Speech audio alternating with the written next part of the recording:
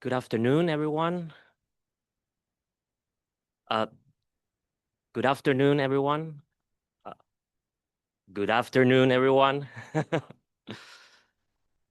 Distinguished participants, ladies and gentlemen, welcome to the International Symposium, Climate Security in the Asia-Pacific Under a Shifting Geopolitical Context.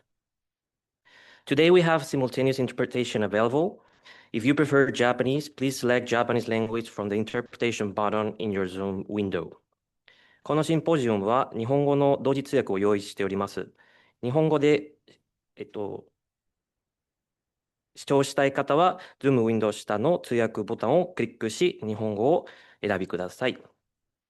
First, let me start by thanking you for joining from all over the world to this event, co-hosted by IGES and the Institute for Future Initiatives of the University of Tokyo. If you would like to see the details, please click on the link of today's program in the Zoom chat box, which is being shared just now.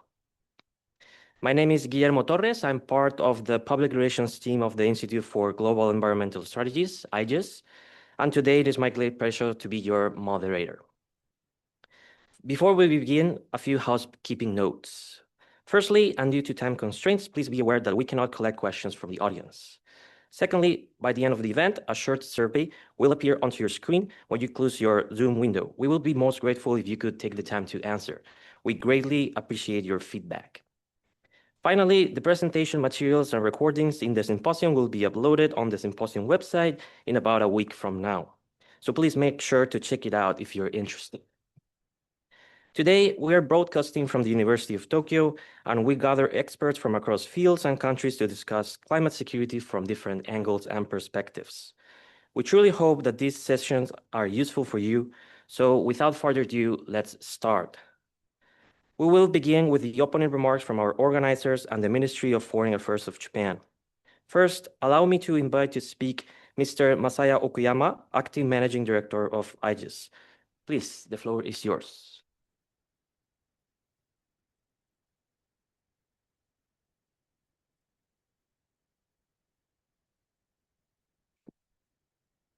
Good afternoon. I'm Masaya Okuyama, Acting Managing Director at IGES, the Institute for Global Environmental Strategies. I would like to welcome all of you to the International Symposium entitled Climate Security in the Asia-Pacific Under a Shifting Geopolitical Context.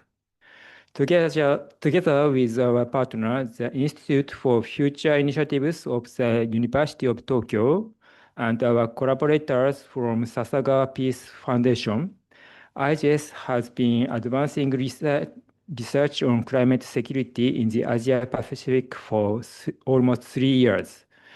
In the Asia-Pacific Climate Security Project, so-called APCS project, we gathered a wide range of knowledge on climate security from literatures and field visit, as well as building a network with researchers and practitioners all around the world. And we analyzed them to extract some policy implications for Japan and other countries in the Asia-Pacific. The key objectives of this symposium are to discuss the challenges and opportunities of climate security and to examine its continued relevance under shifting geopolitical landscapes in the Asia-Pacific region. I believe that these objectives will be released by taking stocks of the activities and achievements of the APCS project with valuable comments from our guest speakers. I would like to highlight that the APCS Policy Report Series are to be released soon, and this series will be the basis and theoretical background of our discussions today and tomorrow. I hope that many of you would be interested in reading those reports in the future. I heard that today we have over 1,000 participants registered to join online, notably from 95th 95 countries in the world. Thank you for your high interest, and these numbers themselves show that the theme of this symposium is timely and of importance. Today's program covers opening keynote followed by 3 thematic sessions and 1 plenary. Tomorrow's program includes 1 plenary and 2 thematic sessions, and in the end, we will have a wrap-up session to envision future prospects. I sincerely hope that this will be a fruitful and enriching experience for everyone, and that our effort will contribute to regional and global resilience and stability. Last but not least, I would like to thank the Ministry of Foreign Affairs for generous support to this symposium and to the APCS project itself. Thank you very much for your kind attention.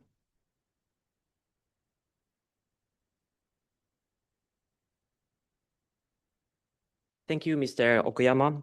Next, I would like to invite Professor Seita Emori, Vice Director of the Institute for Future Initiatives of the University of Tokyo. The floor is yours.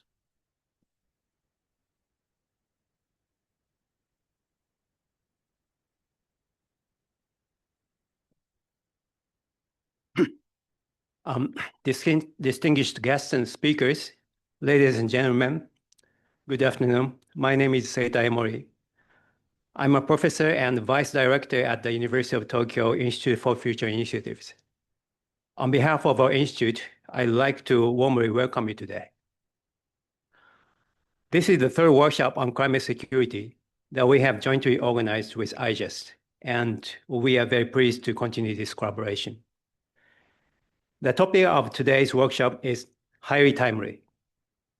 We're now living on what is considered the hottest Earth in the last 100,000 years, although it is very cold today in Japan. Not very timely in that aspect.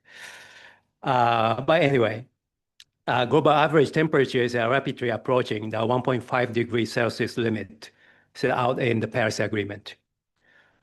This situation implies increasing risks of severe and, in some cases, irreversible impacts of climate change. Our region, the Asia-Pacific, is warming faster than the global average. Rising sea levels pose serious risks to infrastructure in more than half of the Pacific Island countries. In addition, 8 out of 10 countries most vulnerable to disasters are located in this region. The challenges posed by climate change therefore require a collective response, both globally and within this region. From energy, food, and water security to migration and health, the challenges facing societies and governments are complex, interconnected, and uncertain. In this context, one issue that I'm personally very interested in is what is sometimes called negative tipping dynamics. This refers to situations where climate impacts trigger social or political reactions, such as conflict, loss of trust, or policy backsliding, that in turn make societies even more vulnerable to climate risks. Once such dynamics begin, they can reinforce themselves and become difficult to reverse, posing serious challenges for climate security. This is one reason why collective responses are so important. We need them not only because climate change represents an existential threat to current and future generations, but also because our actions today and tomorrow will shape the global trajectory. This is particularly important given that our region accounts for around 40% of global GDP and around 60% of global carbon emissions.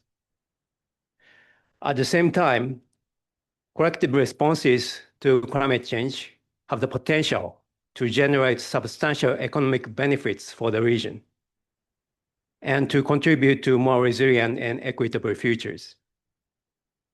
They can help us choose cooperation over chaos and long-term benefits for humanity over short-term and narrow interests. Equally important is communication with wider society.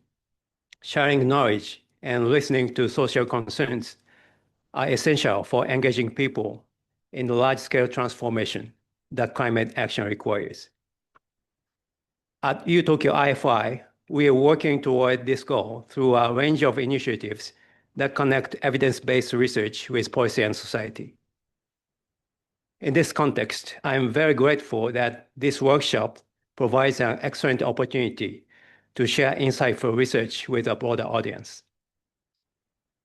I sincerely hope that today's discussions will be productive and stimulating for all participants. Thank you very much for your attention.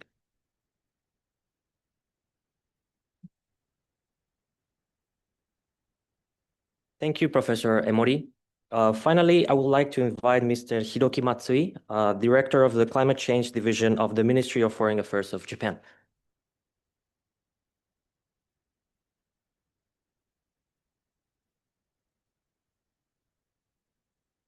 Distinguished guest, my name is Hiroki Matsui. I'm a Director of Climate Change Division of Ministry of Foreign Affairs Japan.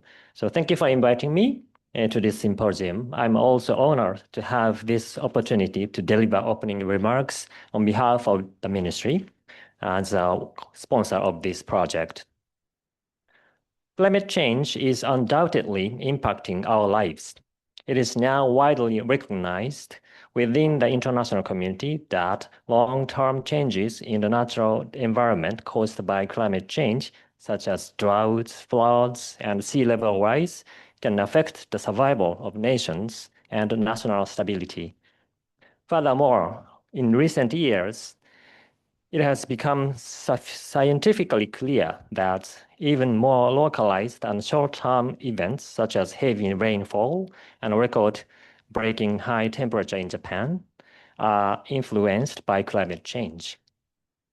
If frequent and increasingly severe torrential rain disasters, abnormal heat waves, and other events damage infrastructure and food supply chains and impact business activities, we must manage these risks. On the other hand, the impacts of climate change on our lives are not solely negative risks. Changes in climate and ocean current patterns, if properly harnessed, can bring new opportunities. These include the opening of new transportation routes, such as the Arctic Sea Route, and the potential for new agriculture, forestry, and fishery production in regions previously unsuitable for such activities. The term security is highly multifaceted, and the relationship between climate and security follows extremely complex pathways. Consequently, the concept of climate security is still evolving, and various interpretations exist within Japan.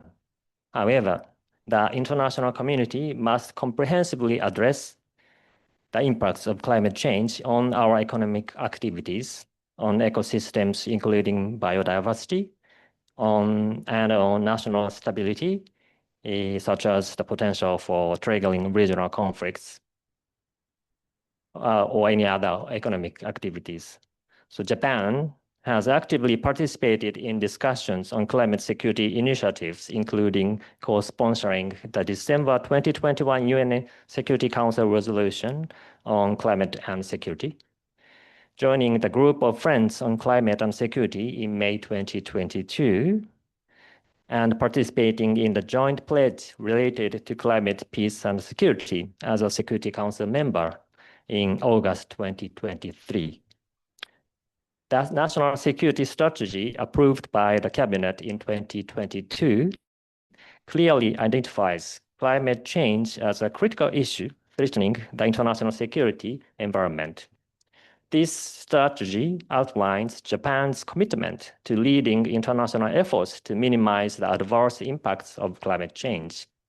As part of this commitment, Japan will support developing countries, particularly island nations facing imminent threats from climate change, in building sustainable and resilient economies and societies. Among this Institute for Global Environmental Strategies, IGES, has carried out a 3-year policy research project on climate security risks in the Asia-Pacific region, starting in fiscal year 2023. Particular attention is directed toward whether regional characteristics exist when considering climate security in the Asia-Pacific, and whether various pathways are possible for national approaches. While some countries express concern about framing climate change as a security issue, others recognize climate change as a security challenge and reflect this recognition in their foreign policy. In Japan's case, we understand that it is also expected to leverage its accumulated expertise in disaster reduction or disaster prevention and mitigation to develop new diplomacy as adaptation support. Similarly, the concept of human security that Japan has promoted may serve as a common ground for discussion. To accelerate climate actions across the entire region, it is crucial to build dialogue on climate security and deepen mutual understanding within the Asia-Pacific region. I am very much interested in what answers this research project will provide to these challenges today. I look forward to gaining valuable perspectives from the experts here on how to address these issues. Thank you very much.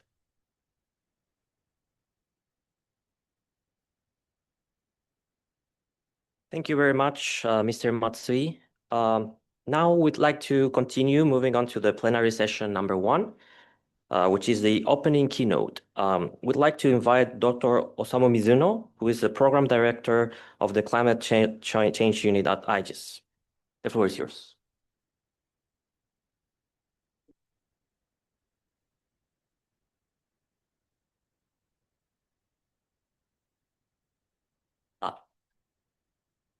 Sorry, I forgot to say that the discussion afterwards will be led by Dr. Kentaro Tamura, Research Director of the Climate Change Unit of IGES.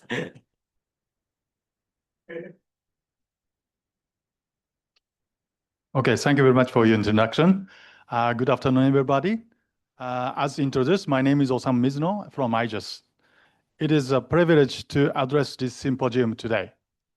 My talk is now titled The Discipline of Climate Security.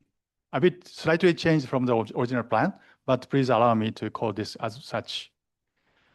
We often hear that climate change is a security issue, as just explained in the opening remarks. But what does that actually mean for policy? My goal today is not simply to list diverse risks or summarize existing findings. Instead, I aim to offer a conceptual foundation for the next step of our regional cooperation, distilling a logic that transforms our accumulated knowledge into a disciplined policy strategy. To that end, I want to move beyond ambiguities and propose an evidence-based policy framework specially tailored for the Asia-Pacific context.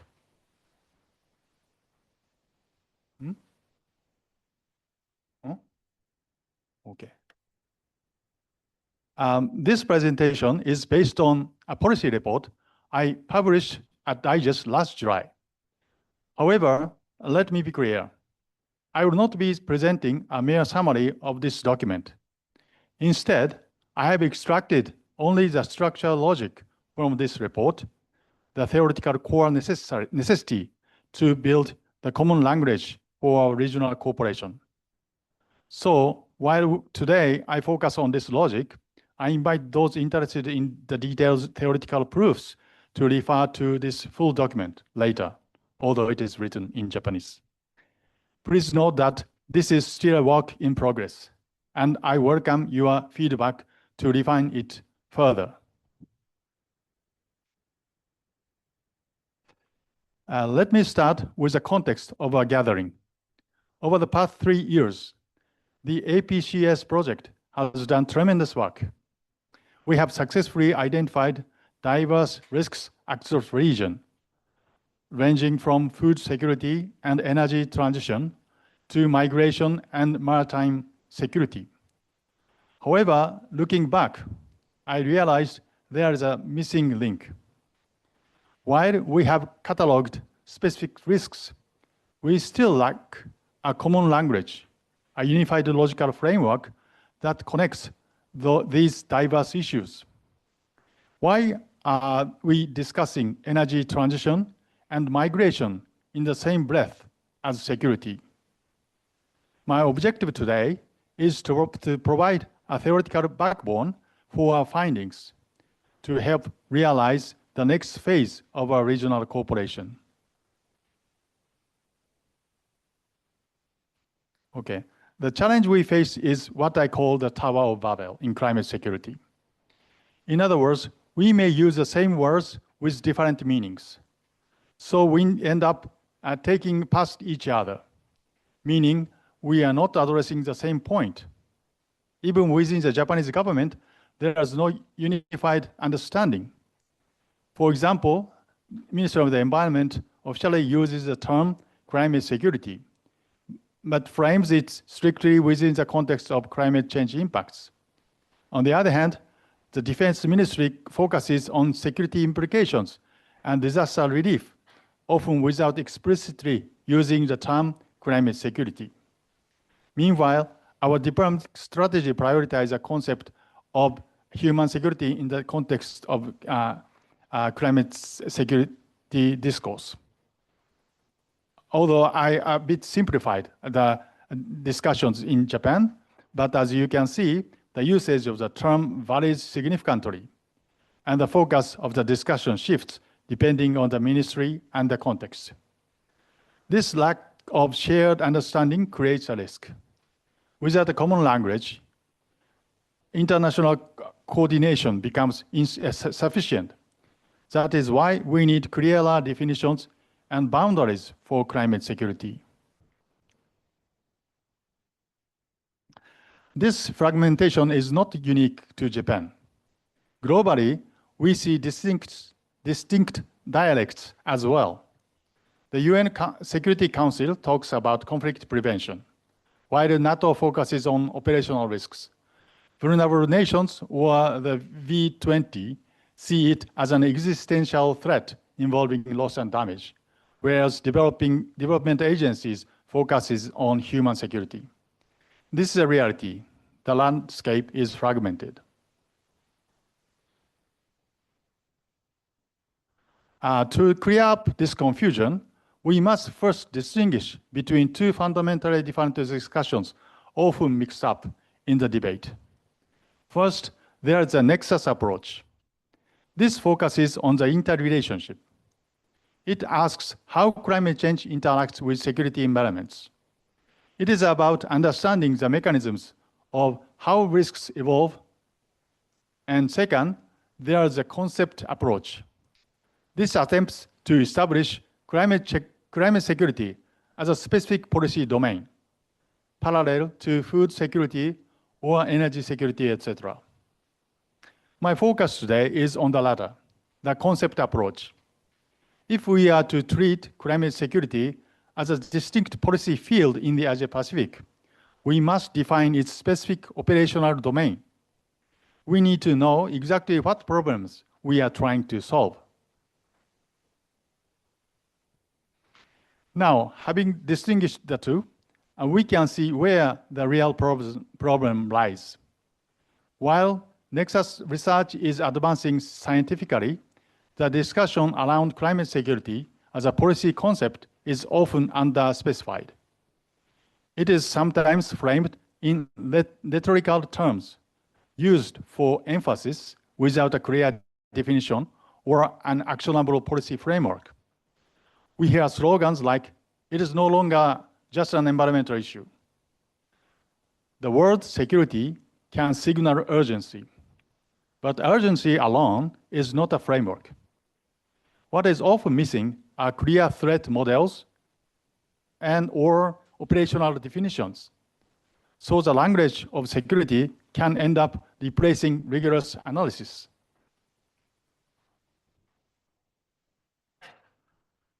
This ambiguity carries basically two critical risks corresponding to the problems I just mentioned.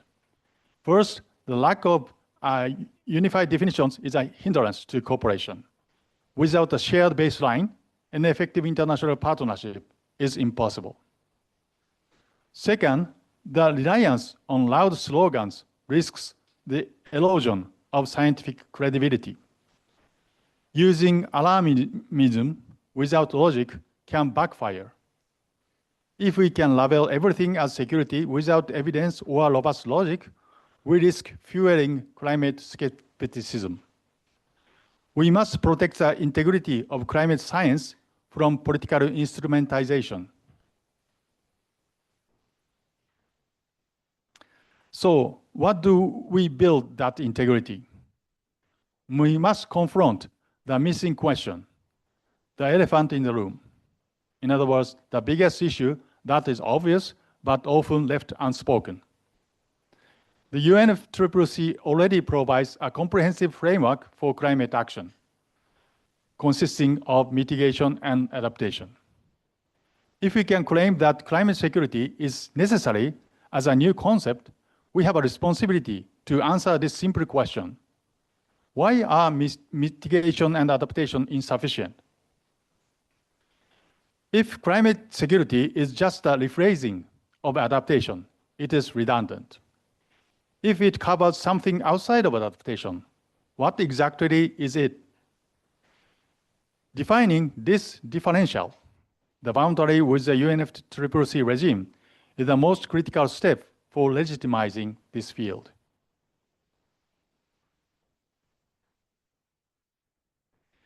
Our goal, therefore, is institutional clarity, not just inventing a new buzzword. We must identify the structural void that justifies the existence of climate security. What follows is my working hypothesis, an attempt to answer this question logically.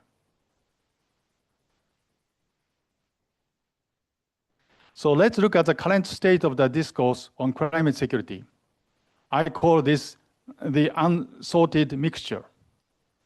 In policy discussions, we see a laundry list of risks that labels as climate security.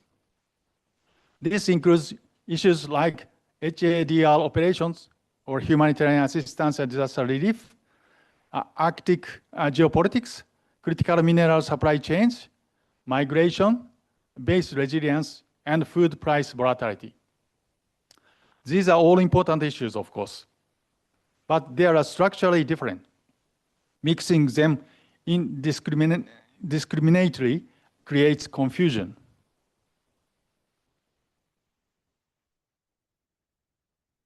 So let's try a heuristic experiment. Let's sort this mixture. We can apply a simple filter, local exposure. Here, I just to clarify for today's sorting exercise. In the IPCC risk framing, adaptation primarily targets risks that materialize through place-based hazards and exposure. That is why local exposure works as a logical filter for today's sorting exercise. Now let's apply this filter. Issues like HADR and base resilience clearly happen somewhere in specific place. They have local exposure. Therefore, they fit within the logic of adaptation. We can handle them with existing tools. But what about the others? Consider critical mineral supply chains. Where is the exposure? It is in the global market. Or Arctic geopolitics. This is a strategic shift, not a local disaster. And global food price volatility. The shock propagates through markets. These residuals fall through the cracks of the adaptation framework.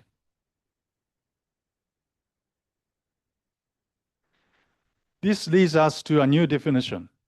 The residuals are not failure of adaptation. They are structurally outside its logic. I propose we call these climate socio-economic hazards, or CSEH. These are risks that arise not from direct physical impact on a specific location, but through social and economic systems. Typically, these are global or regional systems, like supply chains and geopolitics. But the key is that they are mediated by socioeconomic structures rather than just physical geography. So while adaptation deals with natural hazards and local exposure, climate security should or could deal with socioeconomic hazards affecting systems. By defining in this way, climate security becomes a complementary partner to adaptation, filling the structural void. Let me briefly recap where we are. Early on, I distinguished two common ways people approach climate security issue. One is to examine the climate security nexus, mapping interactions and pathways, often with strong policy relevance. The other is a concept approach, which starts from a policy concept gap. The term climate security is widely used, but often underdefined. So we need to clarify its definitions, scope, and operational implications for governance. Today, I focused on that second angle. I highlighted the missing questions, introduced a sorting exercise in relation to mitigation and adaptation under the UNFCCC architecture, and proposed a CSEH as a level for the residual risk that remain. With that in mind, we are not saying that concept approach is superior to the nexus approach. Both are vital. Nexus research is essential for understanding the mechanisms, for example, how climate stress amplifies fragility. This is crucial for policy design and scientific endeavor. However, if we choose to adopt the concept approach, that is, if we use the term climate security to designate a policy domain, then we have a duty to define its boundaries. Let me conclude by summarizing the core logic of the evidence-based framework I proposed today. It consists of three structural pillars. First, structural distinction. We must understand the difference between the nexus approach and the concept approach, and deliberately choose the right tool for the right issue. We should use nexus to understand mechanisms, and concept only when we need to establish a new policy domain. Second, disciplining the concepts. If we choose to use climate security as a policy concept, we must move from slogans to structure. We cannot simply use it as a rhetorical tool. We have a duty to answer the missing question, identifying the value add beyond adaptation. That is why I propose the CSEH hypothesis to define the domain of global or regional systems that adaptation cannot fully address. Third, overcoming the risks. By establishing the clarity, we can avoid the two risks I mentioned earlier, the hindrance to international cooperation and the erosion of scientific credibility. This is the only way to transform climate security from a source of confusion into a disciplined, effective policy framework. So distinguished colleagues, the framework I presented today is a humble proposal, an attempt to navigate the complexity we all face. I hope, however, that it serves as a meaningful step to move us from a Tower of Babel towards a common language. I invite you to build upon this intellectual discipline together as a foundation for the next step of our regional cooperation. That's all from me. Thank you very much.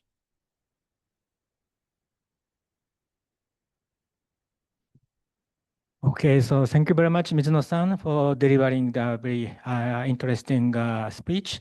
And I really encourage everyone to read his the paper. It's really interesting and give us very insightful kind of very insight. So, and I actually found a lot of merit of his way of the conceptualizing or defining climate security. So I just provide I point out two things. The first one is he provided a clearer definition.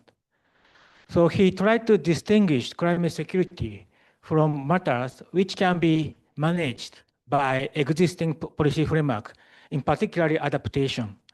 So to do so, he conceptualized climate socio-economic hazard as a systemic socio-economic disturbance which occur outside the conventional adaptation framework, which emphasizes a specific location hazard. Then climate security is defined as a measure to address climate risk rising from these climate socio-economic hazard. This is a way of his definition. So actually this definition of climate security can comprehensively include climate risk, which are previously discussed and addressed in the climate security discourse, while excluding those that can be managed through existing adaptation measures. So this is a kind of a very interesting and clear way of defining climate security, I guess. So this so-called what he called residual approach have another merit. That means this definition can closely linked to the necessity of introducing policy framework which is designated to address climate security. So since climate security is out of the scope of the current UNFCCC or Paris Agreement, so specific countermeasure, policy instrument or institution, the governance are required to address specifically this matter categorized by climate security. So this is another kind of merit and but this his way of definition, and Mizuno-san himself pointed out several merits of this definition. But I'd like to add one more thing. That means that his way of defining climate security can address the so-called everything is security syndrome by providing rationale for why concept of climate security is necessary. Here is everything is security syndrome means the tendency that policymaker or think tank people or researcher tend to label something as an issue of security with the expectation that labeling security can attract more attention, get higher priority among policy agenda. But this leads to the proliferation of security issues. So if everything is defined as an issue of security, nothing is a security priority. But his way of defining is, can provide legitimate reason for why this concept is necessary, and matters categorized under this climate security should be addressed separately. So I think this is one good, merit of his way of defining climate security. So again, I really encourage everyone to read his paper. Then I have several questions, actually. So yeah, actually several questions, but I just focus on two questions related to policy because we are policy-oriented think tank. So first one is, sorry.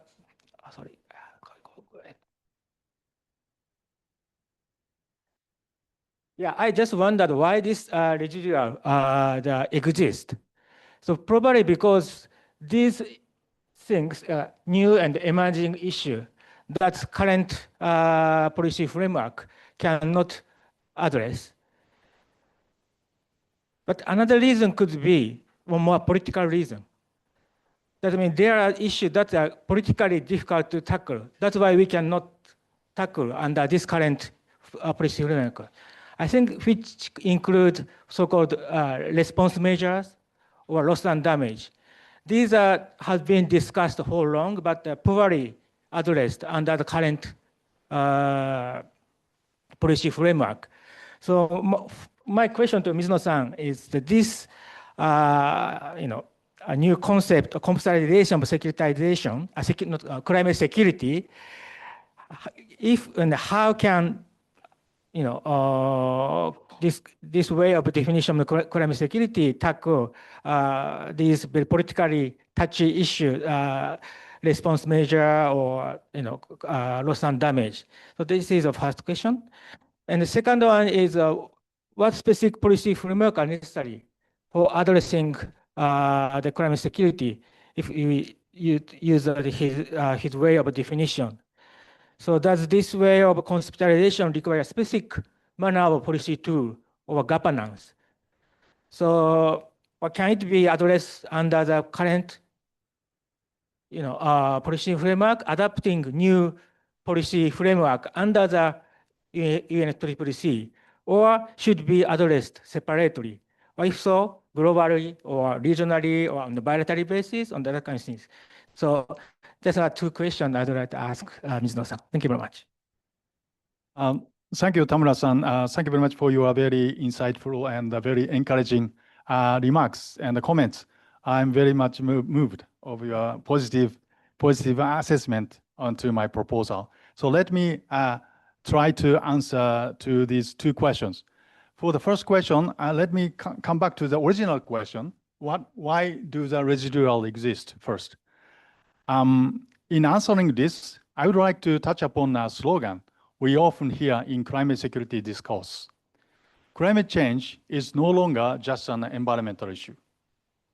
To be honest, I used to view this phrase critically, often regarding it as a mere alarmism.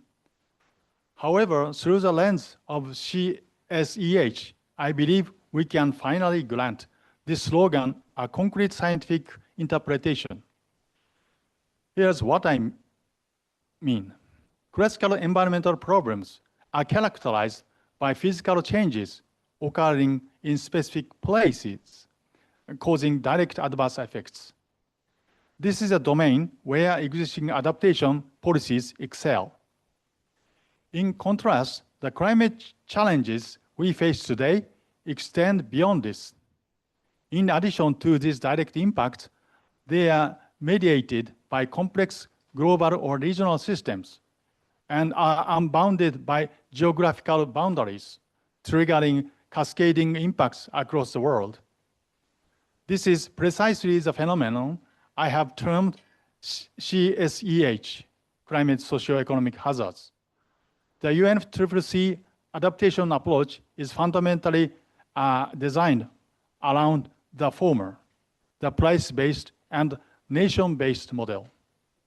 Therefore, risks stems from the latter. The system-based model structurally falls through the cracks. This is the inevitable reason why these residuals are generated. In other words, by squarely facing and defining these residuals, I believe we are, for the first time, breathing scientific substance into the slogan that climate change is no longer just an environmental issue. So I just want to make it as an answer to the first question. And for the next question, on what policy frameworks are necessary. As I mentioned, there's a structural difference. The UNFCCC is nation-based and CSEH is system-based.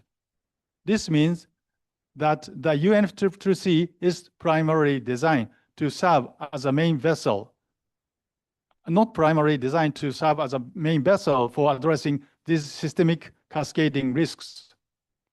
However, having said that, I believe we should be extremely cautious about jumping to political action, such as creating new treaties or massive funding mechanisms immediately. Doing so risks inviting confusion and diluting our limited resources. On the other hand, I believe the cooperation at the level of assessment and research should be advanced immediately and proactively. Why? Because even if the potential climate-driven impact on supply chains and geopolitical risks are severe, we simply don't know enough yet about their specific scale or gravity. Furthermore, the economic systems through which these risks propagate are deeply integrated within this region. In short, we are facing unknown and interdependent risks, and no single country can capture this full picture alone. Therefore, our first step should not be a political agreement, but rather practical regional cooperation for joint research and data sharing to scientifically assess these shared risks. We must prioritize assessment first, and only based that scientific evidence should we judge the necessity of future policy interventions. And finally, looking beyond this specific, beyond responding these specific comments, I would like to reiterate the core message of my presentation. I'm convinced that the CSEH perspective is valuable and worthy of further analysis, but what I wish to emphasize today most is the etiquette of approach when discussing climate security. First, we must understand the distinction between the nexus approach and the concept approach and deliberately choose the right tool for the purpose.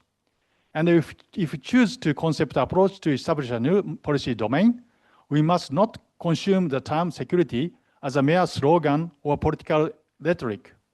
That would only fuel climate skepticism.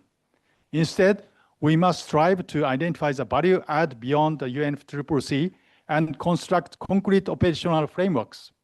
We must not flee to ease words, but commit to this intellectual effort. I believe that this intellectual discipline is the only way to truly advance our discussion. I would be most grateful if this message has been conveyed with you today. So that's all from me. Thank you.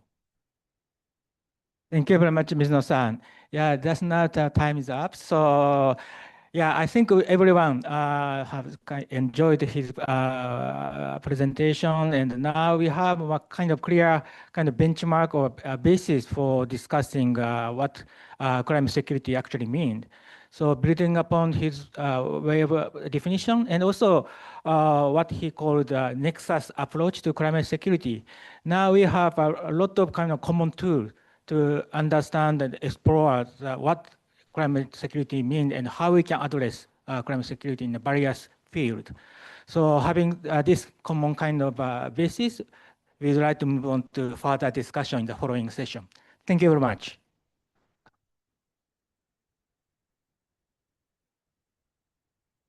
Thank you very much, Dr. Mizuno, Dr. Tamura, for your insightful words.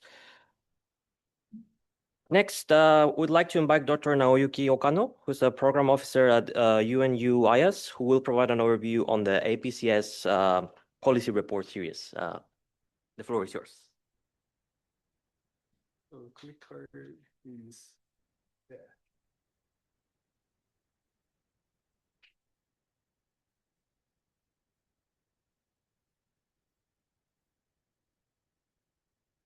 Thank you.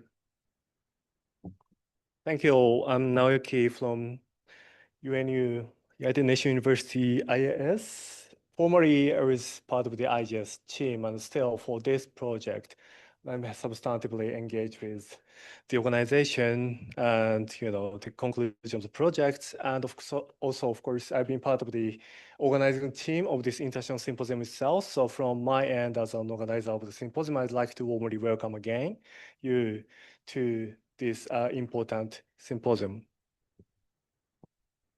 Thank you. Okay.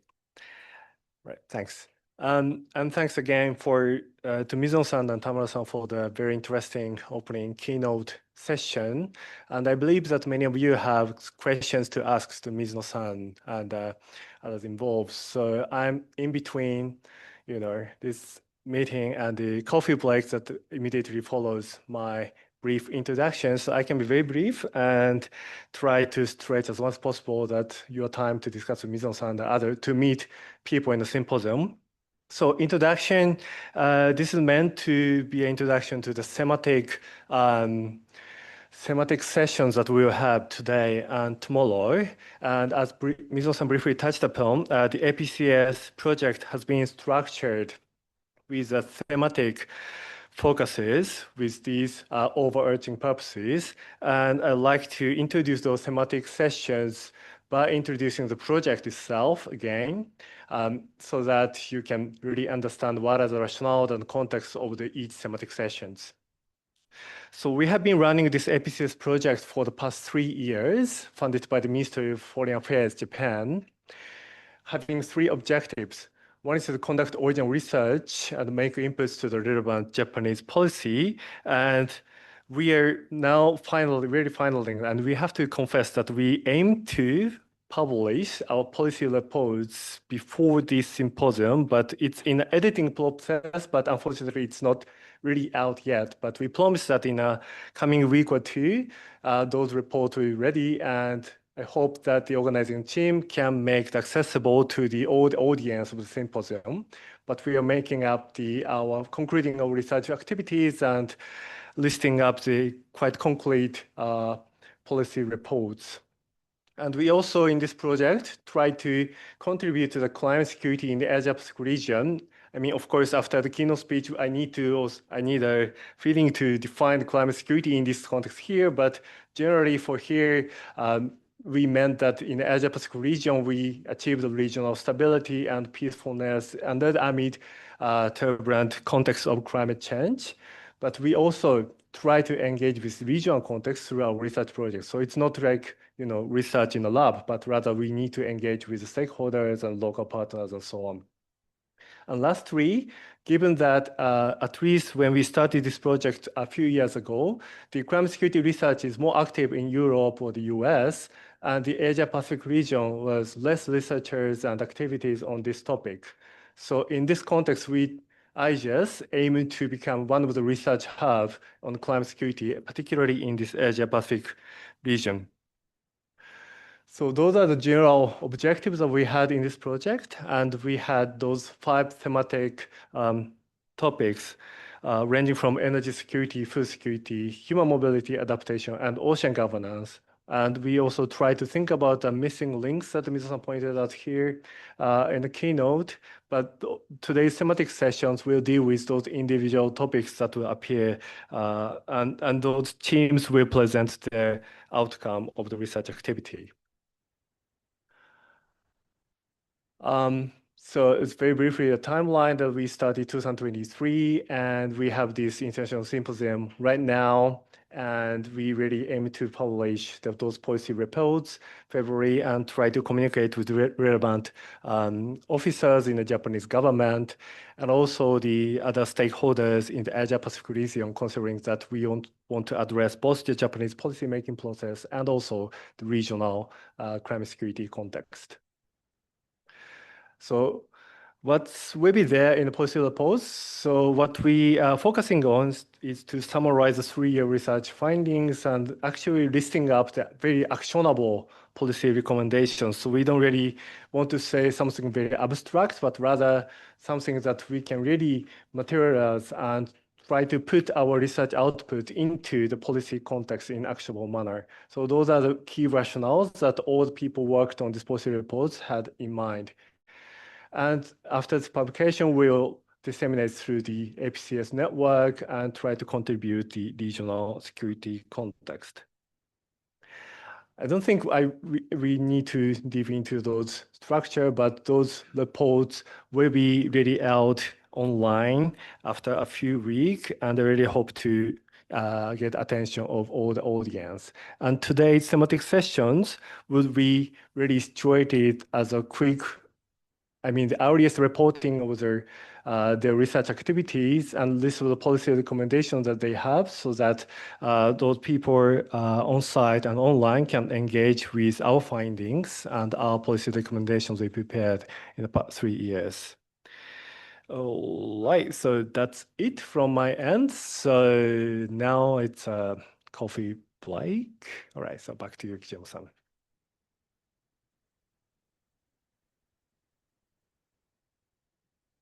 Thank you very much, Dr. Okano. So as you pointed out, we will now have a short break. We will resume at 2:15 Japan time, although the Zoom session will be kept open during the break, so please stand by. Thank you very much.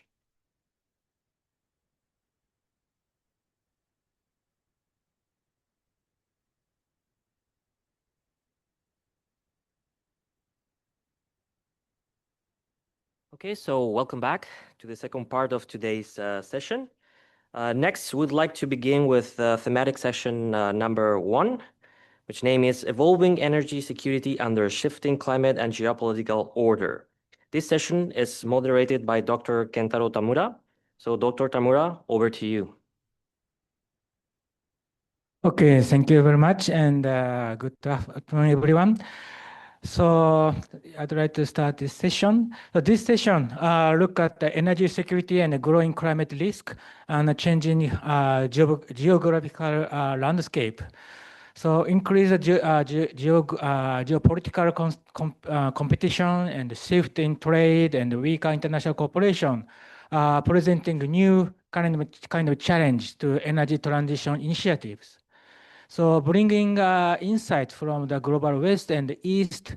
So at this session, we will look at the way to strengthen resilience and maintain the momentum of climate actions. So today we have 2 experts in this field. First, I'd like to invite Professor Michael Melling.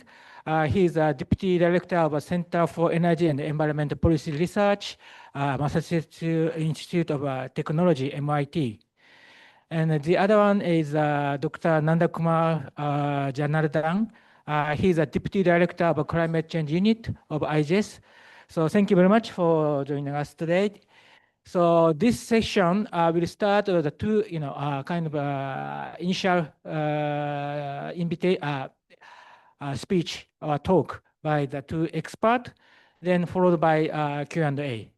So first, I'd like to invite Michael to talk about climate and energy issue in changing global geopolitics. Thank you. Tamura-san, arigato gozaimasu. And exactly 2 years, or almost exactly 2 years ago at the first APCS Symposium in February 2024, it was my first opportunity to come to Japan. So I'm very indebted still to IGES, to Mizuno-san, Nandakumar, and the team for the invitation, and of course to be back now. But I have to say, looking at these 2 years, the geopolitical order has changed dramatically, right? Mark Carney, the Canadian Prime Minister, yesterday in Davos was saying it's not a transition, it's a rupture of the rules-based international order. It's a different world we're entering. I do not want to try and comment, especially on US policy choices in the last few weeks, which have far-reaching consequences that even analysts on both sides of the political spectrum in the United States are still struggling to figure out, especially the long-term ramifications, and step back a little bit to try and sort of identify some strategic overarching rationales which do transcend the current administration and which do explain some of the policy choices, including foreign policy choices that we have been observing since the Obama administration and across, the various presidential administrations we've had since. I'll structure in 3 parts. I'll look at how great power competition is reshaping energy security. I'll look at how the climate and energy transition pathways in different regions in the world are starting to diverge increasingly. And finally, I'll venture a prognosis, if you like, why the global trend towards decarbonization will not completely derail. So I do not know if the momentum will remain the same, but it will not completely derail, yet it will face significant headwinds. So let me begin with the first topic, sort of how this great power rivalry is shaping debates about geopolitics, about energy security, and ultimately climate security as well. I think one of the underlying big themes that have shaped US foreign policy positions and in turn have spillover effects on the policy responses in Europe, in Japan, is the emergence of China, but also of other middle powers, and how the US positions itself vis-a-vis that. And China is absolutely central there. And one can see sort of initial manifestations of this important challenge, or of this fundamental sort of geopolitical change in the global landscape already during the Obama years. But they've become accelerated during the Trump 1 administration, continued in Biden, and now, of course, in the Trump 2 administration, very dramatic. It also helps to really look at the underlying economic realities in the region. So in the United States, we know that it is historically now the largest oil and gas producer ever, larger than Saudi Arabia, larger than Russia. No other countries ever produced as much oil and gas as the US has in recent years. And it's shifted the US position from being the main importer of fossil fuels to cover its domestic demand to being a net exporter. That has fundamental ramifications on supply and demand in the world, on price dynamics, but also, very importantly, on the political economy of the United States and of any debate about energy and climate in the United States. Hydraulic fracturing enabled this 15 years ago, roughly, beginning sort of, and now we are in this very different reality.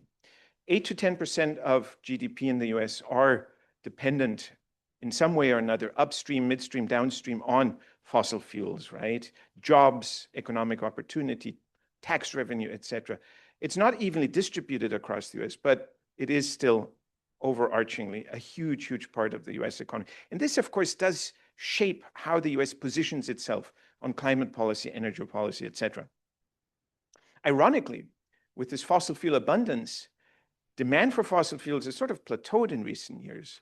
It's no longer growing as it has in previous decades. What is growing rapidly is electricity demand, driven by industrial electrification, some electrification of transport, but especially also data centers and AI. And there are fundamental constraints on the ability of the US to meet this demand, citing permitting, supply chain bottlenecks for transformers, combined cycle natural gas turbines, etc., that are driving up the cost for electricity. Retail rates have increased in some regions. It's a very regional, fragmented market in the US, but in some regions by 30 to 50%.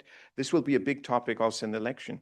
But it's also shaping debates about energy. And it sort of intensified the reflex to look towards fossil fuels as a way to deal with this scarcity of energy and electricity, even though a lot of the electricity growth is coming from renewables. Finally, it also spills over into critical minerals, where the Biden administration was emphasizing critical minerals also for the clean energy economy. The Trump administration has not abandoned them, but instead is looking at them as a more broadly strategic, important entity. China is very, very different, of course. So China has domestic coal reserves, and it consumes 5 billion tons of coal per year. Across the fossil fuels, coal and the non-domestic, very import-dependent for oil and gas, however, demand is plateauing. What's interesting is to see China's outbound investment in oil and gas, which has risen dramatically in recent years under the Belt and Road Initiative, etc., which surely and clearly has a security dimension to it. Securing new sources of oil, in particular with the defense, with the military connotations from new suppliers around the world. Venezuela is sort of an interesting case in that. But of course, it's where the real dynamic is, where the real impact is of China with fossil fuels plateauing is renewables. More than half of global investment, more than half of global capacity additions in solar, wind, battery storage, etc., in China. This is fundamentally altering, again, sort of the global energy landscape. Estimates suggest that whereas the US is 10% of its GDP in fossil fuels, right, China probably around 10% in the clean energy economy, and an even bigger share of economic growth and a bigger share of exports from China to the rest of the world coming from the clean energy economy. When we look at critical raw materials, things like graphite, rare earths, etc., the dominance of Chinese production and especially refining capabilities are even more dramatic. Graphite over 90%, rare earths somewhere around 90%. Overall, well over 50% of global supplies. So this again illustrates sort of the energy security and the supply chain dependence or vulnerability concerns in other parts of the world. Europe and Japan are positioned in between, right? And I think it's increasing. I mean, they are import dependent for fossil fuels. There's not abundant, at least oil and gas in particular, but also critical materials in either region. We see a continued commitment, even though it's wavering, on decarbonization. So there's a constraint there. So it makes for an interesting dynamic how these two regions will position themselves between China and the US. And I think, unfortunately, there is an element of choice. It's not an easy and or, right? There really is sort of going to be at some point a hard decision to be made. All right. Looking at the energy transition, I think, the US, of course, is not immune to climate impacts. Over $100 billion in estimated damages last year alone. The wildfires in LA, 60 billion roughly. So it suffers very strongly from, but I think it still considers relative to other regions that it is more able to withstand, to adapt to rebuild. It is geographically in a more favorable position, for instance, when it comes to climate migration. The borders are much easier to defend, especially the southern border, right? And of course, again, economically, unlike other parts of the world, the US does benefit from continued fossil fuel use. This shapes its foreign policy logic.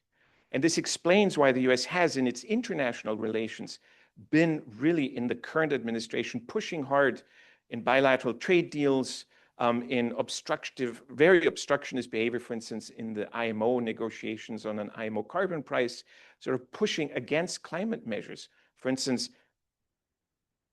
trying to almost coerce the EU to abandon some of its Green Deal elements, and also to commit to purchases of fossil fuels. So one can see sort of this link between the domestic energy abundance in fossil fuels and its foreign policy.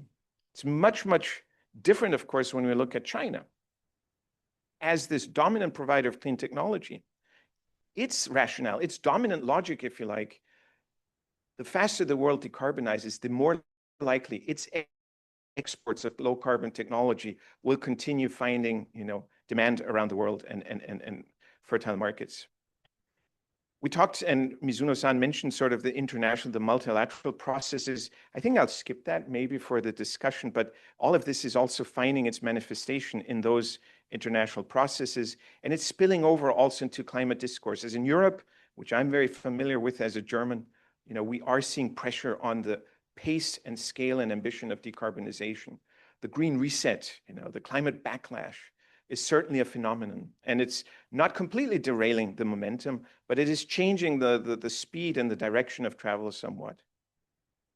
Hence, my prognosis, as I ventured earlier, I don't think that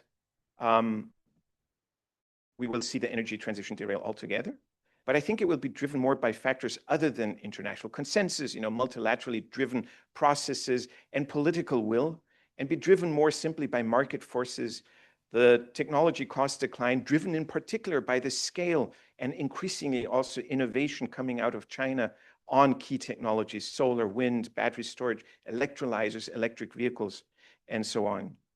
The fact that regions like the EU and the US have been trying to decouple from the Chinese sort of supply and build more domestic production capabilities will increase costs and will slow down the availability and the speed of deployment in those regions. But at the same time, what we're very clearly observing already last year is how it spills over the Chinese, some call it excess supplies, right? This tremendous ability to produce at high scale is spilling over into the low-income world, into Africa, Southeast Asia, Latin America, and they are buying it at record levels. So for the global climate and for the global transition, it's not such a clear, net effect. Is it good? Is it bad? The decarbonization, it is in those regions that emissions growth was projected to be the most rapid, the quickest, and it is there that we now see these technologies be adopted. I think just sort of to conclude, I'm over time, my initial remarks. Energy security and decarbonization, they're often portrayed as sort of antagonists. I don't think it's so clear. I think China shows us that the drive towards energy security, embracing the domestic coal supply, but at the same time, looking to decouple from import dependence, especially on oil and gas, by investing and deploying renewables domestically, shows that there can be sort of a synergy there. But we also see US energy dominance really sort of having a negative effect and spilling over negatively on decarbonization in the US and in other regions at the same time. All in all, one thing I think we can also be sure, politically, there are waves. We know that 5 years ago, climate was a top priority. The national security strategy that was mentioned earlier of the Biden administration mentions climate repeatedly and as a big, big priority. The national security strategy of the Trump administration released a few months ago mentions it once as a disastrous ideology, right, that has to be opposed. So politically, these things shift, but the science, evidence-based, right, the science of climate will not just recede and wait because the politics are not there now. It will come back, and that's what we have to be prepared for. And that's, I think, the big challenge in a world in which the politics keeps being very volatile and shifting a lot in this new geopolitical reality. How do we maintain our ability to deal with what we know is fundamentally a huge challenge for security and well-being around the world? So I look forward to the discussion over time, handing over to Nanda Kumar. Yeah, thank you very much, Michael, giving us kind of an overview of changing domestic politics and also foreign policy of the United States, which are triggered by the change, the U.S. position as the biggest or largest oil and gas producer, and also some role of the fossil fuel and also green technology in China, which also affect their policy, foreign policy, and how other countries, including EU and Japan and the developing countries, can interact with the two big powers. Yeah, thank you very much. Then I'd like to move on to ask Nanda-san to talk about energy transition and climate security, in particular in Asia-Pacific context. Thank you, Tamura-san, and thank you, Michael, for highlighting those important points from the Global West. I would also like to thank the Ministry of Foreign Affairs for this opportunity to carry out this wonderful research. And it has been extremely helpful for us to connect a lot of crucial aspects with regard to climate, security, and many other dimensions. So I'd like to thank the Ministry of Foreign Affairs for this opportunity. And I would also like to thank some of my colleagues, Mizno-san and Tamura-san already highlighted the conceptual framework earlier, which helps us in this further discussions. So some of these points I will draw in my points, which I'm going to speak now. So when we look at climate security issues in the Asia Pacific, when we started looking at it in the initial phase of our research, we were basically like thrown into the sea where we did not have any idea which direction we should move. So we started looking at climate security as a concept and how that affects and how that interfaces with various other aspects. And so we started looking at the risks which climate change poses on various issues and how that is connected with national security aspects. And one of the easiest way for us to understand is that how climate change is impacting various domains, society, economy, and human health, and various other aspects. And today we know that climate change is, as Mizno-san also highlighted, it's not just an environmental issue, it has wider ramifications.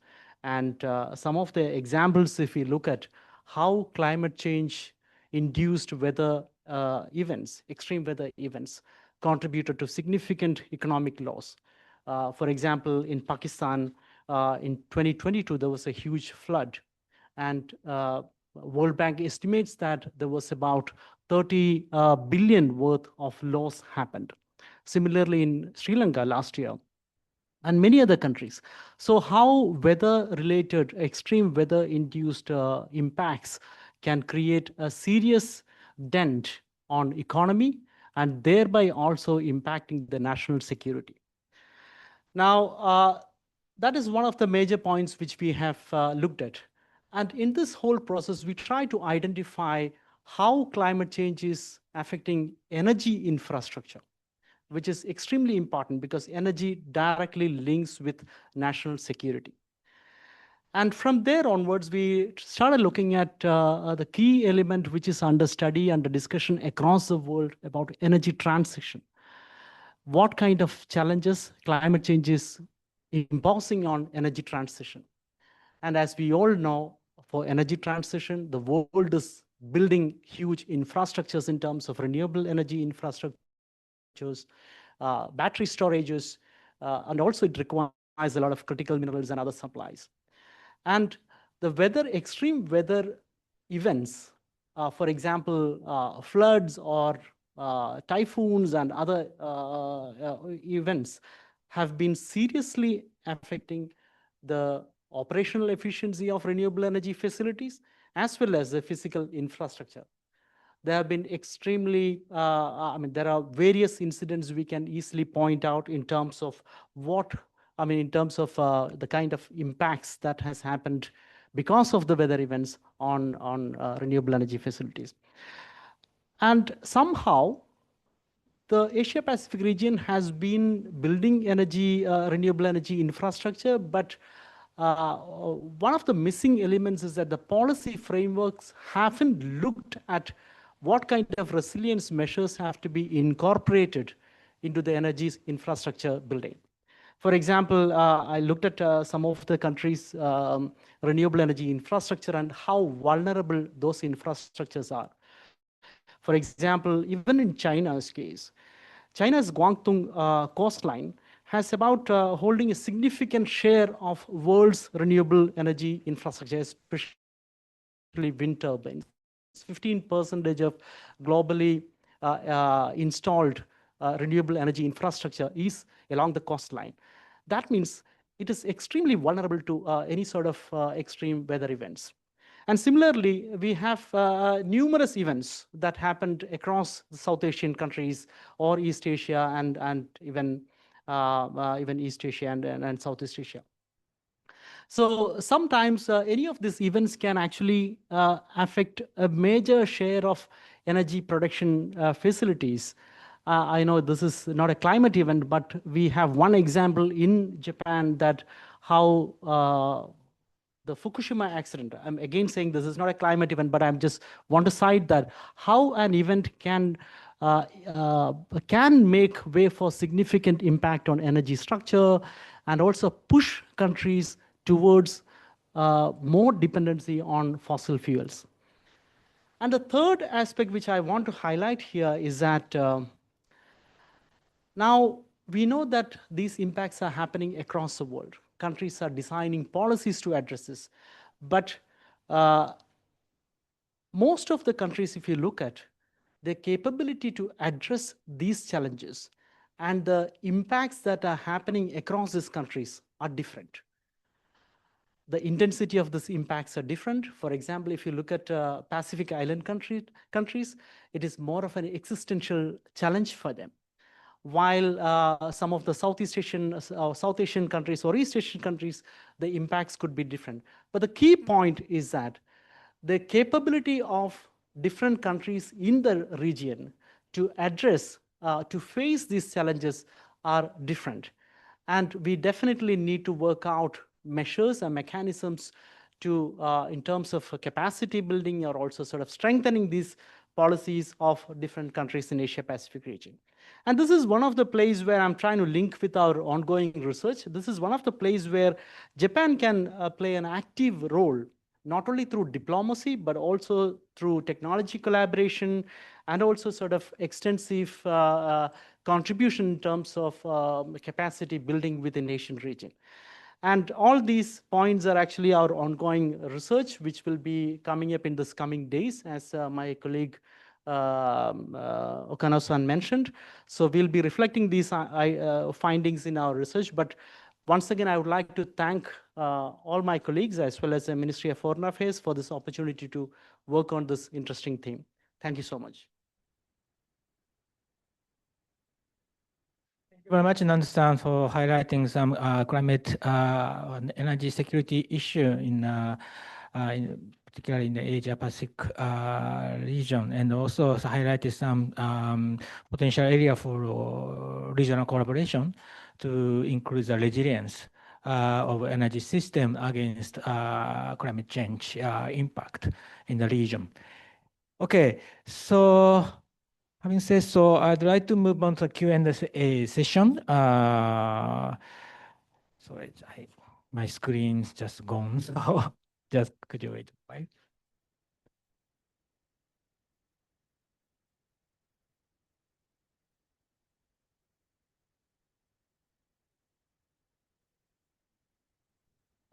Okay, sorry. So first, I'd like to ask Michael. So to what extent do you consider policy instruments such as tariff and carbon border measures can lead to fragmentation and insecurity for global energy transition?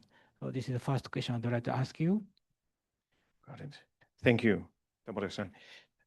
It's a good question. I think we have to very clearly distinguish between tariffs such as the Section 232 or 301 tariffs that the United States has been applying, or now under the International Economic Emergency Powers Act, driven economically, of course, or for other security, etc., reasons, foreign policy reasons, and border carbon adjustments, which at least ostensibly have a environmental rationale or objective, and do have interesting policy spillovers. And I'll explain what I mean in a moment. So first, the practice that we've seen for many, many years already of erecting barriers, tariff-based, but also sometimes like conditional access to public procurement, conditional access to subsidies with local content requirements, etc. So many tariff and non-tariff barriers to trade in clean technology goods, for instance, they are certainly leading to some fragmentation of markets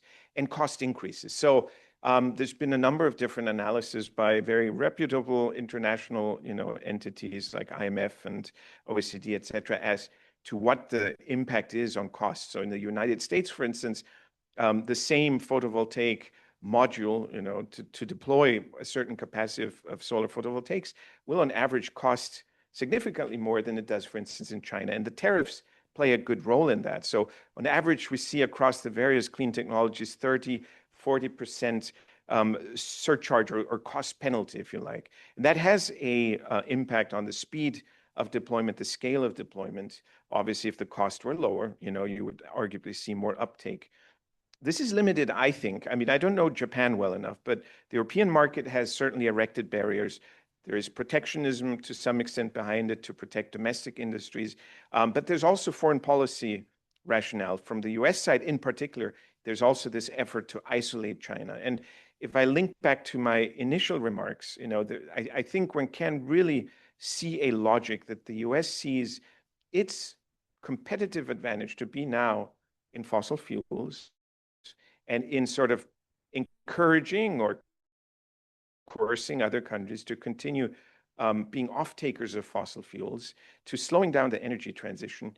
And of course, it does not have a competitive advantage, despite a few years of significant manufacturing growth under the Biden administration with industrial policy support like the Inflation Reduction Act. Still, the US is nowhere near. It's orders of magnitude behind, for instance, the scale and cost capabilities of China.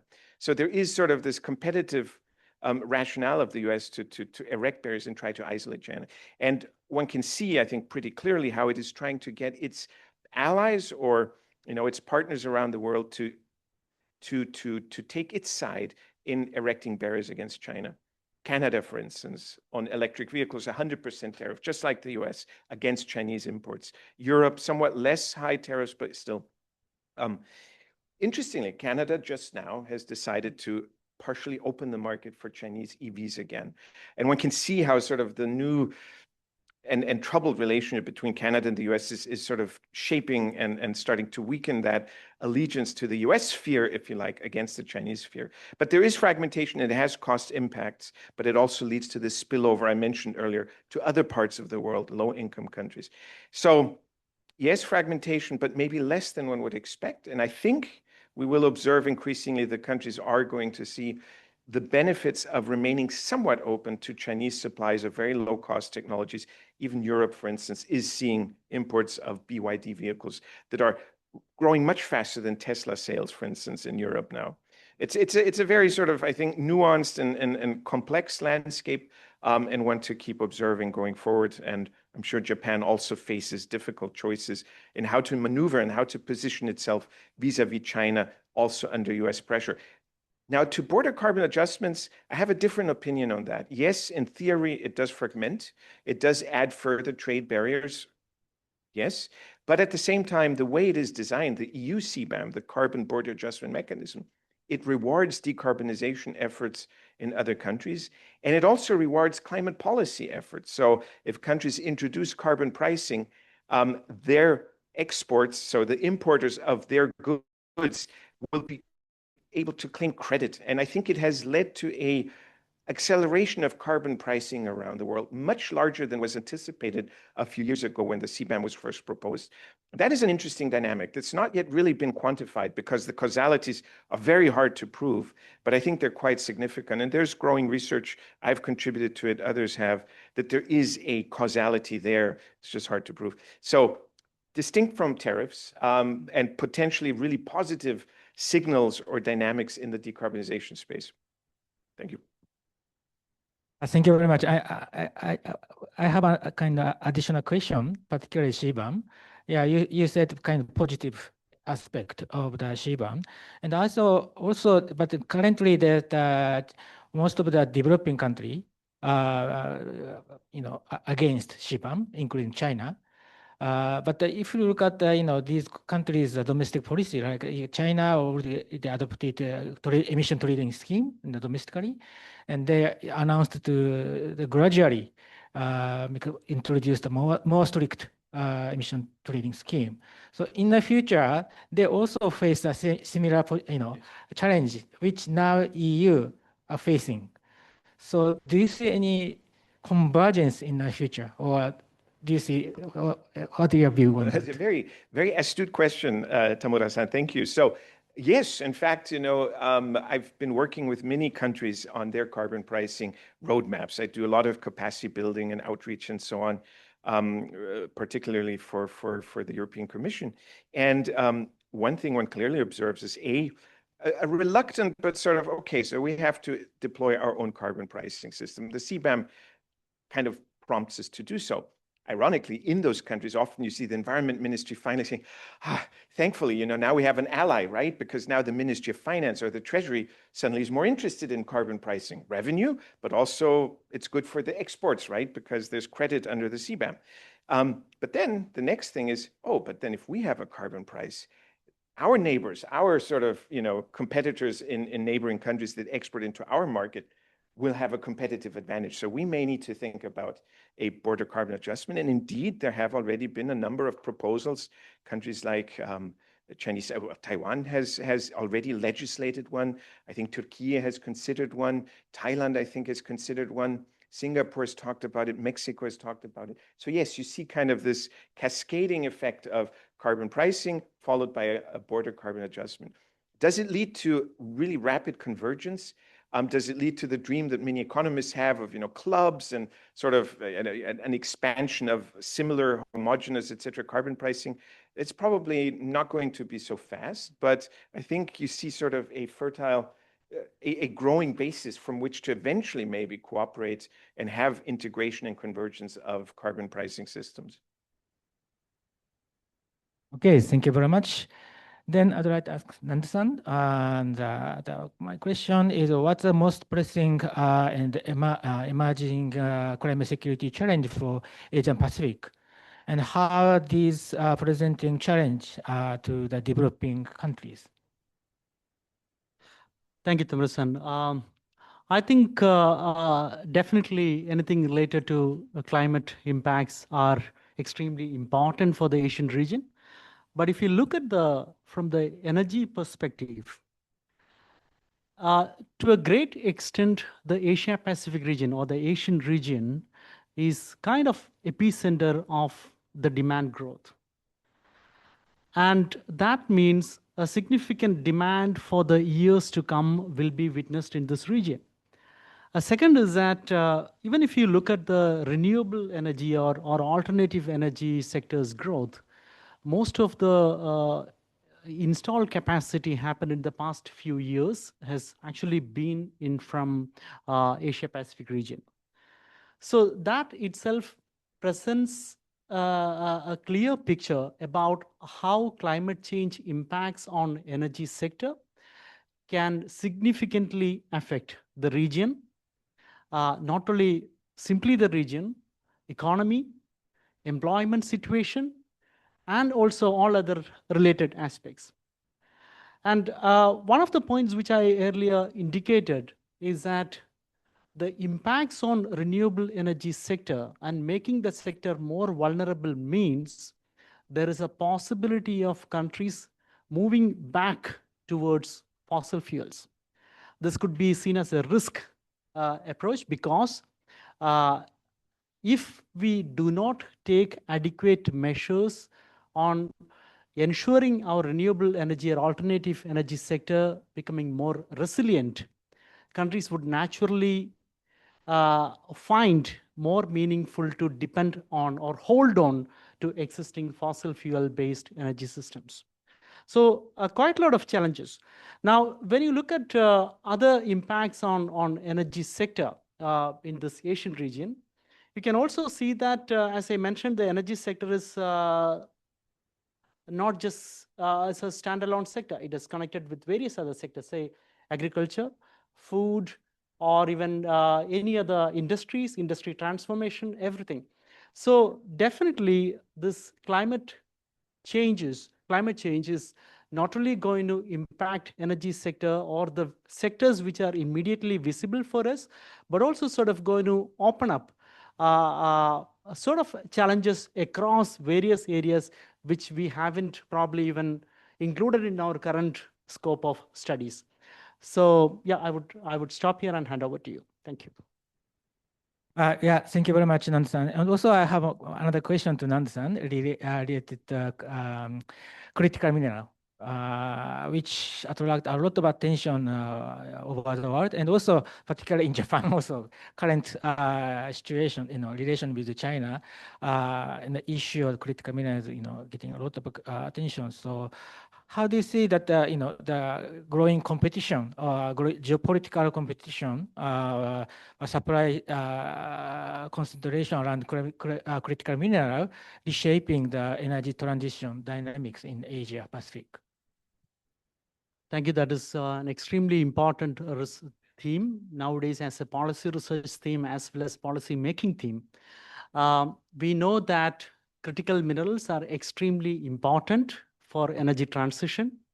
And not only for energy transition, it is used across all key sectors, extremely important technologies in ranging from transportation to hospital industry, to medical industry, to defense industry, to all sort of aspects, critical minerals are actually being used. Even most of the equipment which we all carry, including watches or even the specs, they all are actually like sort of applications of these important minerals and metals. Now, in terms of energy transition, the supplies have been highly concentrated based in certain countries. And as we know, the production of critical minerals are mostly from some of the global south and some of the African countries, like some of the African countries are major suppliers of cobalt and all. And if you look at Asia Pacific region, Indonesia is one of the major supplier of nickel. So any kind of climate impacts on the supply infrastructure can have far-reaching effect on energy transition. And some of the examples we have here is that, which I specifically looked at this, that considering the fact that in the next 20 years, you can see that the demand for critical minerals are going to sort of quadruple. And given that fact, any sort of challenge going to happen onto that sector will be a serious issue. For example, some of the impacts on critical mineral mining facilities or critical mineral producing facilities in the Asian region. Say, as I mentioned, that Indonesia is one of the largest producers of nickel. And there were floodings and extreme rains and typhoons, which led to several of these mining areas becoming overflooded. And that overflooding eventually led to toxins leakage in terms to water reservoirs. So there are multiple impacts happening in the critical mineral sector due to climate impacts, and which is something which is extremely policy relevant. And the fact that somehow most of the policy attention often goes to looking at critical mineral sector from a geopolitical perspective, while leaving the environmental and social aspects sort of untouched. And that is one area where we definitely need to look at by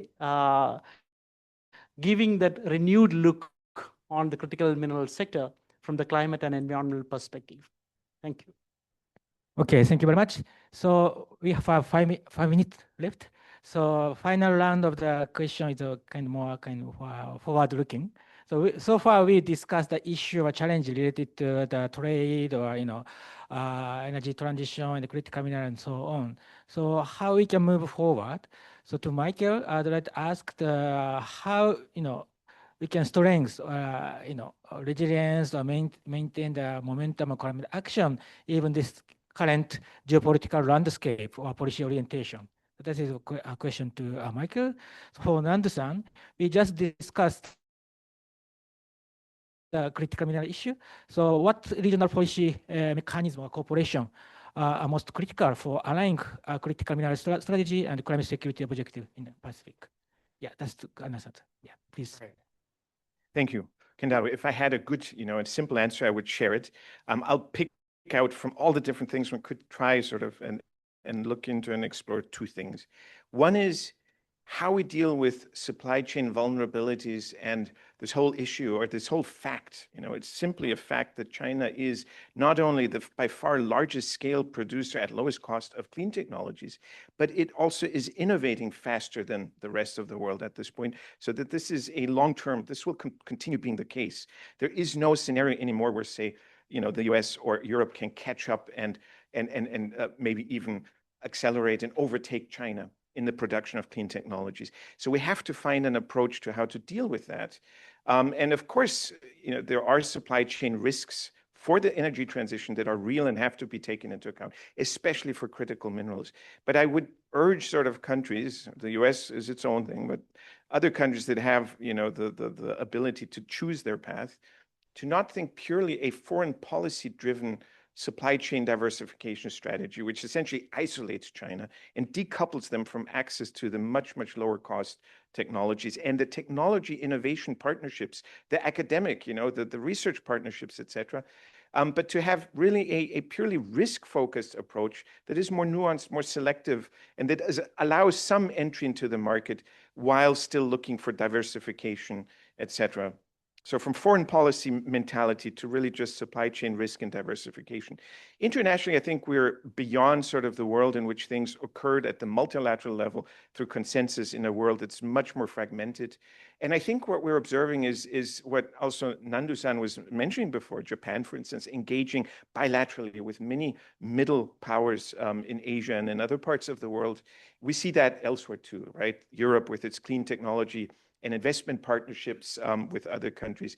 These have to evolve. This is no longer, I think, in a multipolar world in which middle powers and emerging economies are playing a more self-confident and assertive role. This is no longer a subordinate relationship that we would have had in the past of overseas development assistance. This is an equal partnership. It has to be a win-win partnership with transition assistance, but also with, things like access to critical raw materials, for instance, from countries around the world. And it prompts a shift in focus, especially for Europe, to abandon colonial legacies and ways of thinking into a new type of partnership. And I'm not sure that Europe is there yet, but I'm hopeful. Thank you. I think, again, from my previous point, which I mentioned, that so far the approach has been to look at critical mineral from a geopolitical perspective. But what we definitely require is to look at from the environmental and social impacts perspective and define strategies and approaches. See, countries have already been developing strategic stockpiling. SPR and strategic petroleum reserve was not sort of something which we have seen in 1970s. So similarly, strategic stockpiling of critical minerals have been happening in many countries. And the United States recently has introduced a bill which is called Secure, which is again allotting something like $2.5 billion worth financial support for building a strategic mineral reserve. And countries have already been taking such initiatives. But specifically, when you look at a global solution for such reserves, we need to basically approach it. For example, one is how to integrate critical mineral discussion seriously in just transition work program, so that it is integrated closely with the climate debates. And also, we probably need to think of in long term, in terms of building a global mechanism, something similar to probably International Energy Agency's framework or something, but it may be at infancy to suggest something, but we definitely have to think of a global mechanism that can look at governance aspects, governance solutions, as well as environmental and social solutions for critical mineral sector. Thank you. Yeah, thank you very much to you providing us very insightful kind of view on this, how we can move forward in terms of the energy transition. It is very difficult world. So we learn a lot from you, particularly this risk-focused approach for this supply chain diversification, and also how we can cope with this multipolar world. So we need more kind of equal partners rather than based upon kind of colonial rhythm. And also understand you mentioned also socio-economic environmental aspect of critical mineral, and also just transition component or aspect of this issue is very critical, and therefore we have to tackle these things. Yeah, that's having said so, thank you very much your presentation. Yeah, I think I will close this session. Thank you very much.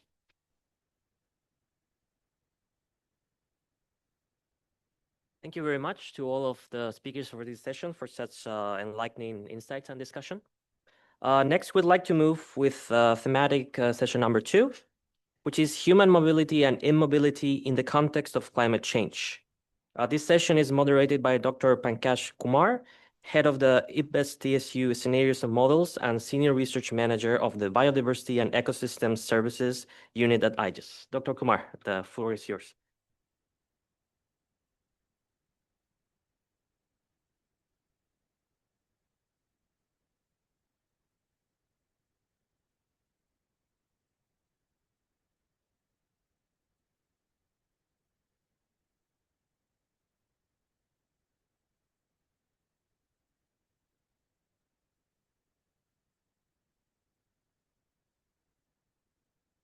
Good afternoon, colleagues off and off the dais, on and off the dais.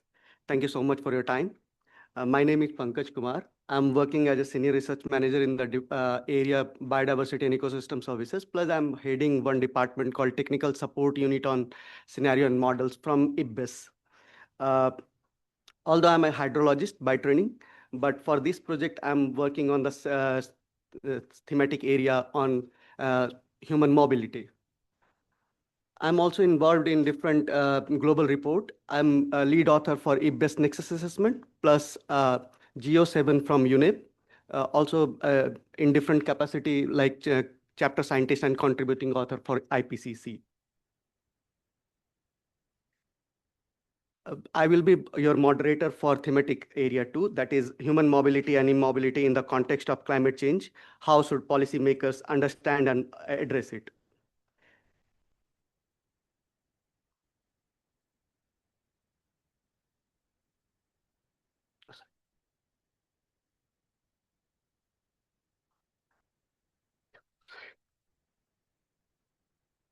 So as you may know that, and all our previous speaker already mentioned, climate-induced extreme weather conditions are posing a serious threat to human well-being, both in terms of tangible and intangible outcomes.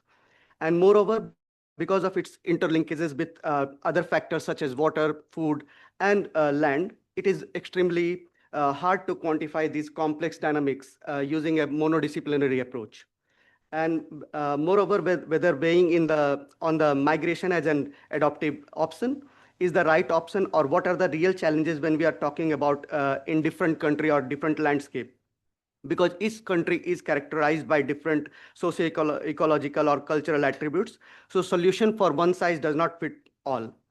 In several countries, still world climate mobility is not yet institutionalized. As previous speaker already mentioned, Mizuno-san's speak was very much focused on that. So designing a robust management option is still a real challenge.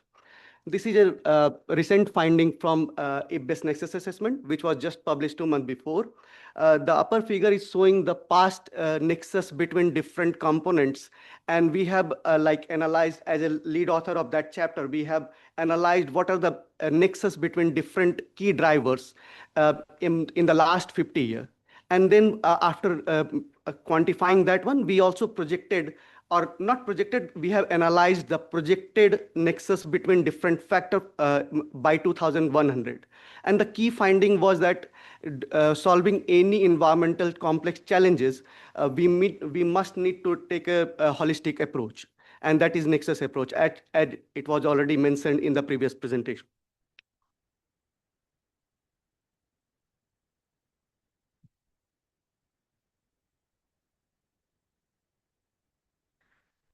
So what we have done is last 3 years in our thematic area 2, we have made extensive research work, both in the field as well as literature review and all. So based on the one of the research work in Bangladesh, this is the preliminary report, which is showing how complex this climate migration is.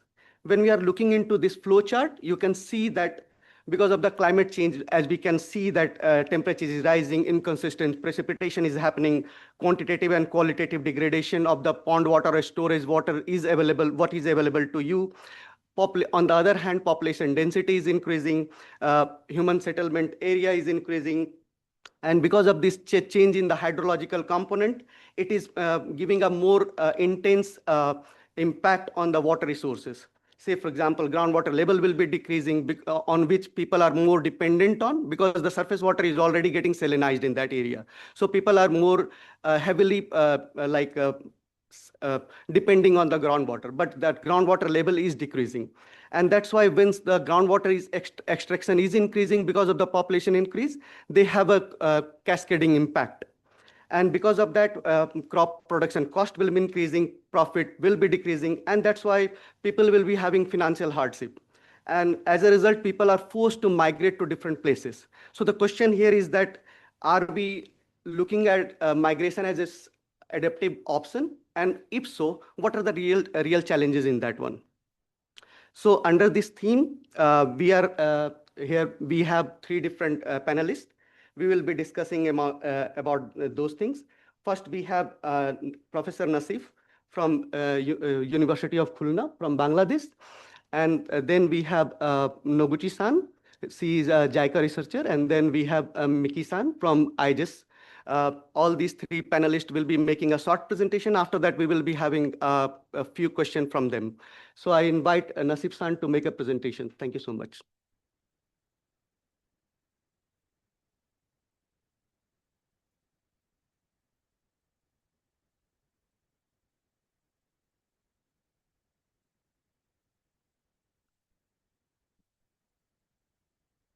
Thank you. I am here just to share some of the stories from the Global South.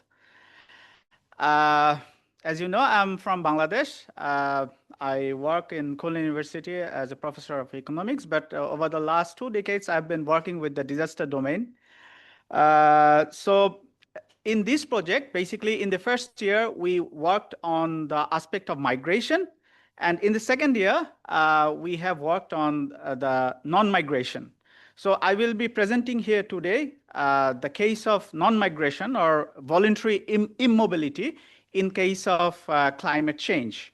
So I will be presenting basically some of the psychosocial issues that actually made the coastal at-risk household to remain in their original place. So, and this is a real picture, indeed, that I modified a bit through AI. As you can see that in the coastal Bangladesh, usually following a disaster, particularly a cyclone event, actually the scenario becomes like this. People actually lose most of their tangible assets. Okay, so next slide, please. So basically, climate change scenario in coastal Bangladesh is very, very complex. Like a lot of multifarious issues are involved with the effect of climate change, like the social, like economic, like political, like psychological. There are multifarious issues. So all these issues altogether made a kind of, paradoxical scenario. Sometimes if we conclude from one aspect, immediately we found that, well, probably this is not the real scenario. So there are a lot of interesting scenarios in case of climate, in assessing climate change effects in coastal Bangladesh. So as I mentioned that today I will be sharing some of the core results revealing the factors why the people in the coastal Bangladesh do not wish to move or do not wish to migrate elsewhere. Usually the trend is like following a climatic event, people try to migrate elsewhere, particularly in the urban areas in search for their livelihood. But in this case, what we have found, like a portion of the family, they actually stays behind and they do not wish to migrate to the urban centers where the facilities or the livelihood opportunities are even more. So let us explore. Next slide, please. So for this research, actually we try to dig up a kind of research question that what are the psychosocial factors or psychosocial integration role in case of non-migration decision. And we have tried to explore from the thematic or the theoretical side that what are the specific aspects within this domain of the psychosocial phenomenon. So with this, please, next slide, please. So with this, basically, we designed research at the field, and we have systematically, selected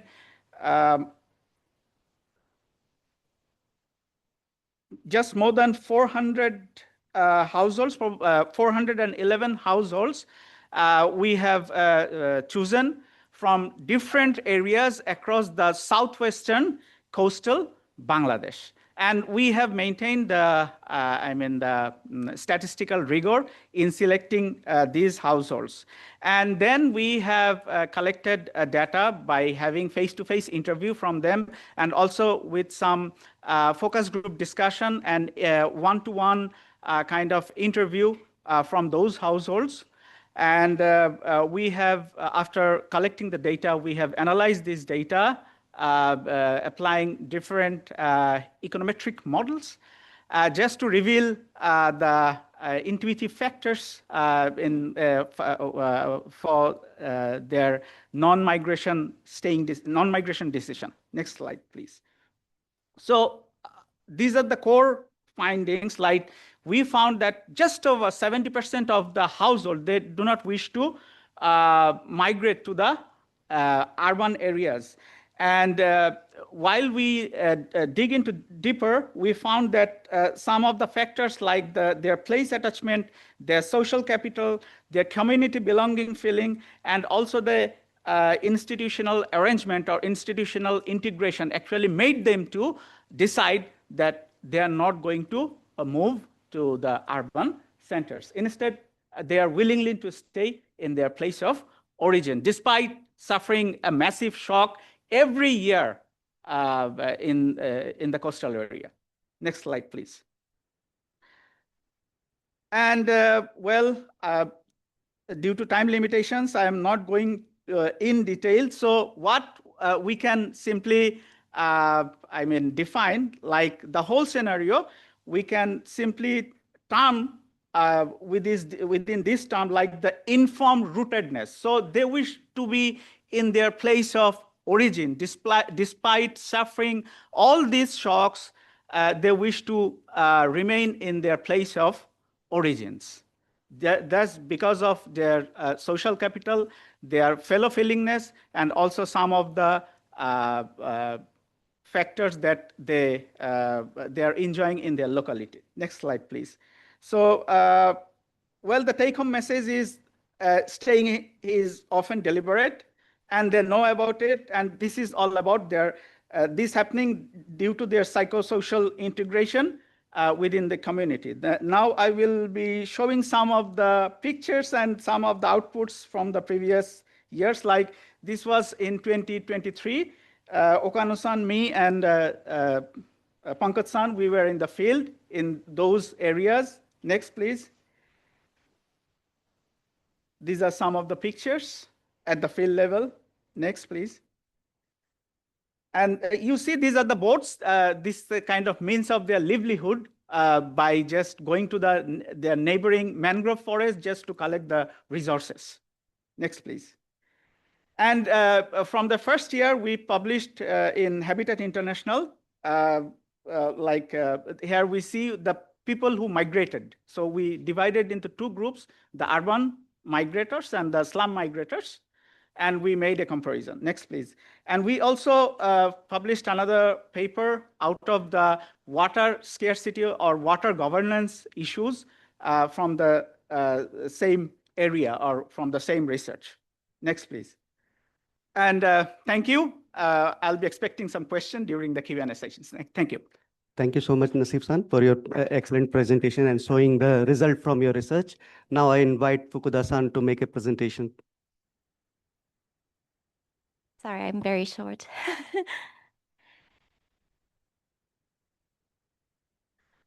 Alrighty, after the Bangladesh case, we wanted to travel to the beautiful island of the Pacific, as you can see in this picture here. So that today I'd like to discuss, adjusting the microphone a bit. Sorry.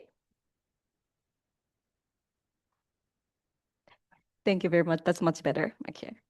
So today I'd like to discuss the climate mobility issue in the Pacific Islands, focusing on the lessons from our research learned in the Fiji and also the evolving policies in the regional partner like Australia and New Zealand.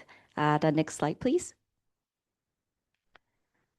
So already touched upon the very diverse patterns of the mobility, but we are facing further multiple type of the migration due to the climate change. For example, the migration on its the voluntary basis mobility, and also the displacement due to the environmental or the climate degradation, the person forced to move, and also the planned relocation. This is actually the case in Fiji that I'm going to touch upon later. And also the immobility that the people choose to stay in the place, not to move. So there are variety, and we actually use the terminology of the climate mobility as umbrella term here. And in this IGES research, we actually try to see this different types and patterns of the climate mobility. Next slide, please. What the climate mobility versus maybe climate refugee might be more catchy word, and everybody might want, heard in the media cover recently. But actually, these people are not a refugee under the convention. In 2013, there was one of the issue in Australia that one of the migrants from the Kiribati asked for a right to stay in New Zealand because of the climate change impact, but the New Zealand High Court actually rejected the request. In last year, 2025, there was a landmark movement at the international level that ICJ Court of Justice declared the advisory opinion that every country has a responsibility to the climate change, so that the country have the responsibility to accept the people if they are suffering from the climate change. So that this is not a legally binding policies, but still it has a significant impact to the global society in terms of climate and access to the climate mobility. Next slide, please. So we will touch upon the research insight from the Fiji context. We had a partner institute in locally, the Fiji University, so that we conducted the field survey in one of the village called Bunudobigula, one of the very first villages that experienced the relocation process back in 2014. So next slide, please. So this is a village. We had a privilege to visit on site last year. So as said, this village already experienced the relocation process in 2014, relatively early stage in Fiji. And there used to be a very small village near the coastal area, like a seashore of the Vanuatu Island, second largest island in the Fiji. And they actually moved 2 kilometers inland from the original area. And through the survey, like we did graphical interviews with the counterparts there, and we learned many different things to be inputted for the future relocation processes. For example, it is very much important that we have to sustain the livelihood of people. Most of the relocation times, people are suffering from the worse or like unsustainable livelihood, but it is pretty much important that the relocated population need to have the livelihood and also the sustainable access to the market. And then more importantly, the cultural retention is important for them. When we were talking about the coastal livelihood in the region has changed after they moved to the upper land, because their access to the ocean is pretty much farther, so that their life was pretty much close to the nature, so that the lifestyle has changed, and this point need to be considered. And also the regional hubs like a church is pretty much important for their lives and community. And they already experienced the mobility in 2014, but after that, they are indicating that the following up process is not sufficient. So that it's pretty much important to regularly basis follow up them if any additional conflict may happen in the community. So relocation is not a one-shot process, but it is a rather the longer or like a forever process. Next slide, please. And another research insights from the Australia and the New Zealand context. So here we want to explore that how do developed countries in the region, like neighbor countries, address the mobility issues of the Pacific neighbors. Next slide, please. Australia case, recently there was a landmark agreement between the Tuvalu, one of the Pacific country, and Australia.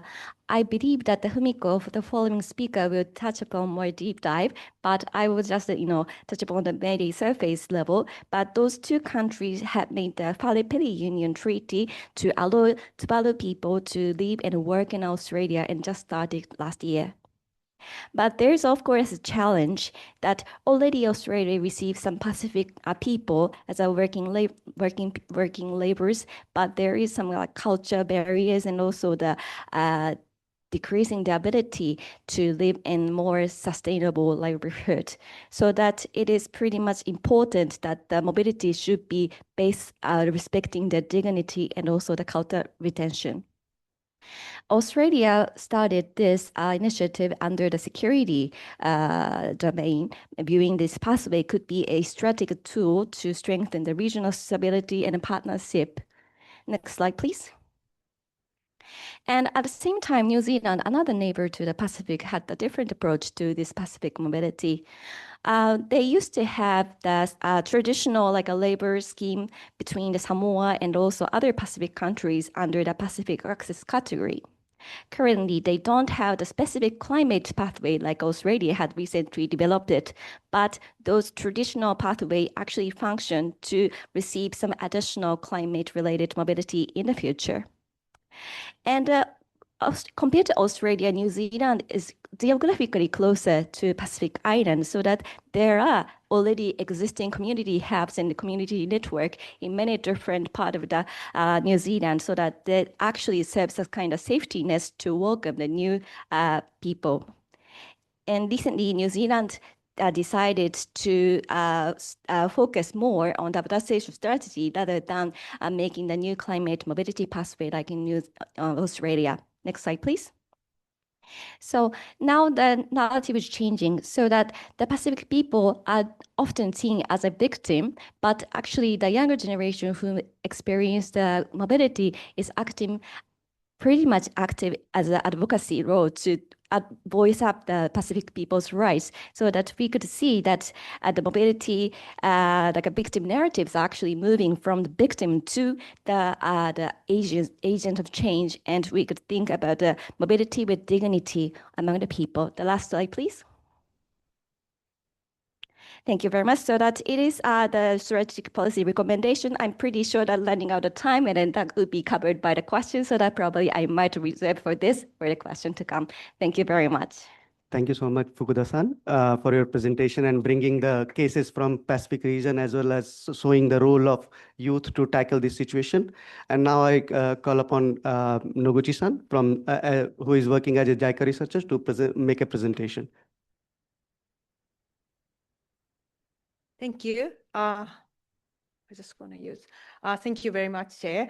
My name is Fumiko. I'm coming from the JICA Research Institute. I'm just going to talk about some key findings from I conducted the research regarding the Tuvalu migrants to the Australia. And I just thought, and also I done the very preliminary research last year and focusing on those immigrants to the not only Australia, but also I conducted research in Tuvalu and also the neighborhood country in Fiji. And I made some analysis on the more cultural sort of perspectives and looking at how the human relate to the nature, that kind of perspectives. And to begin with, let me just quickly tell you about the contextual and policy background where my research and today's presentation occurred.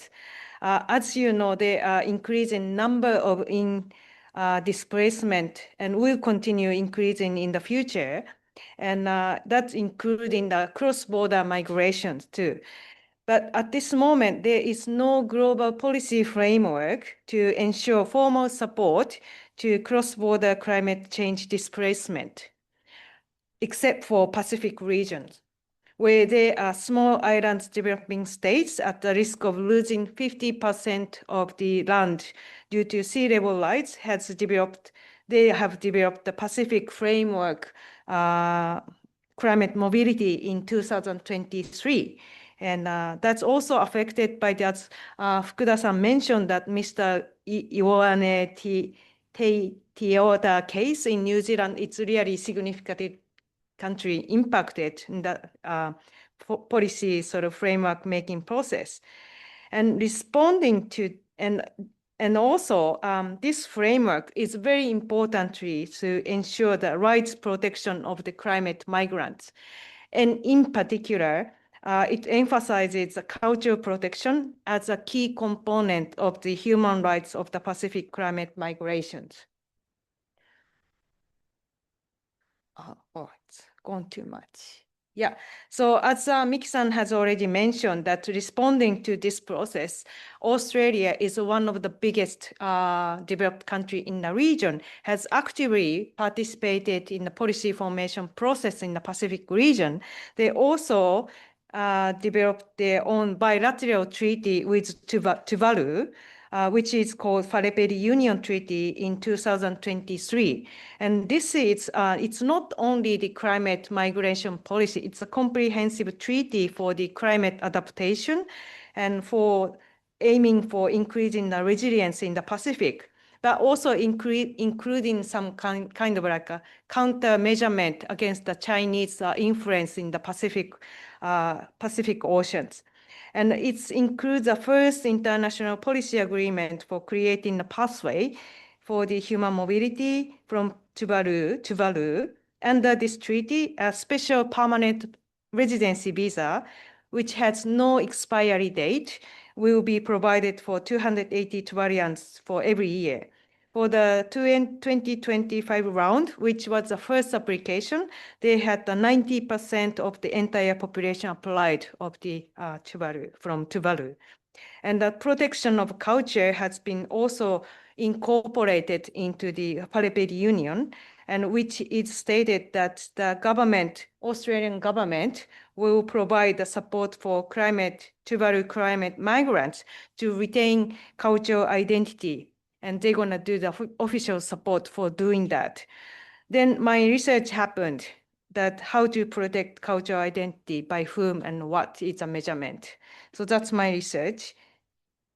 And Tuvalu is, as you see, the very small shallow atoll island, which consisted of 9 atoll islands in the South Pacific near Fiji.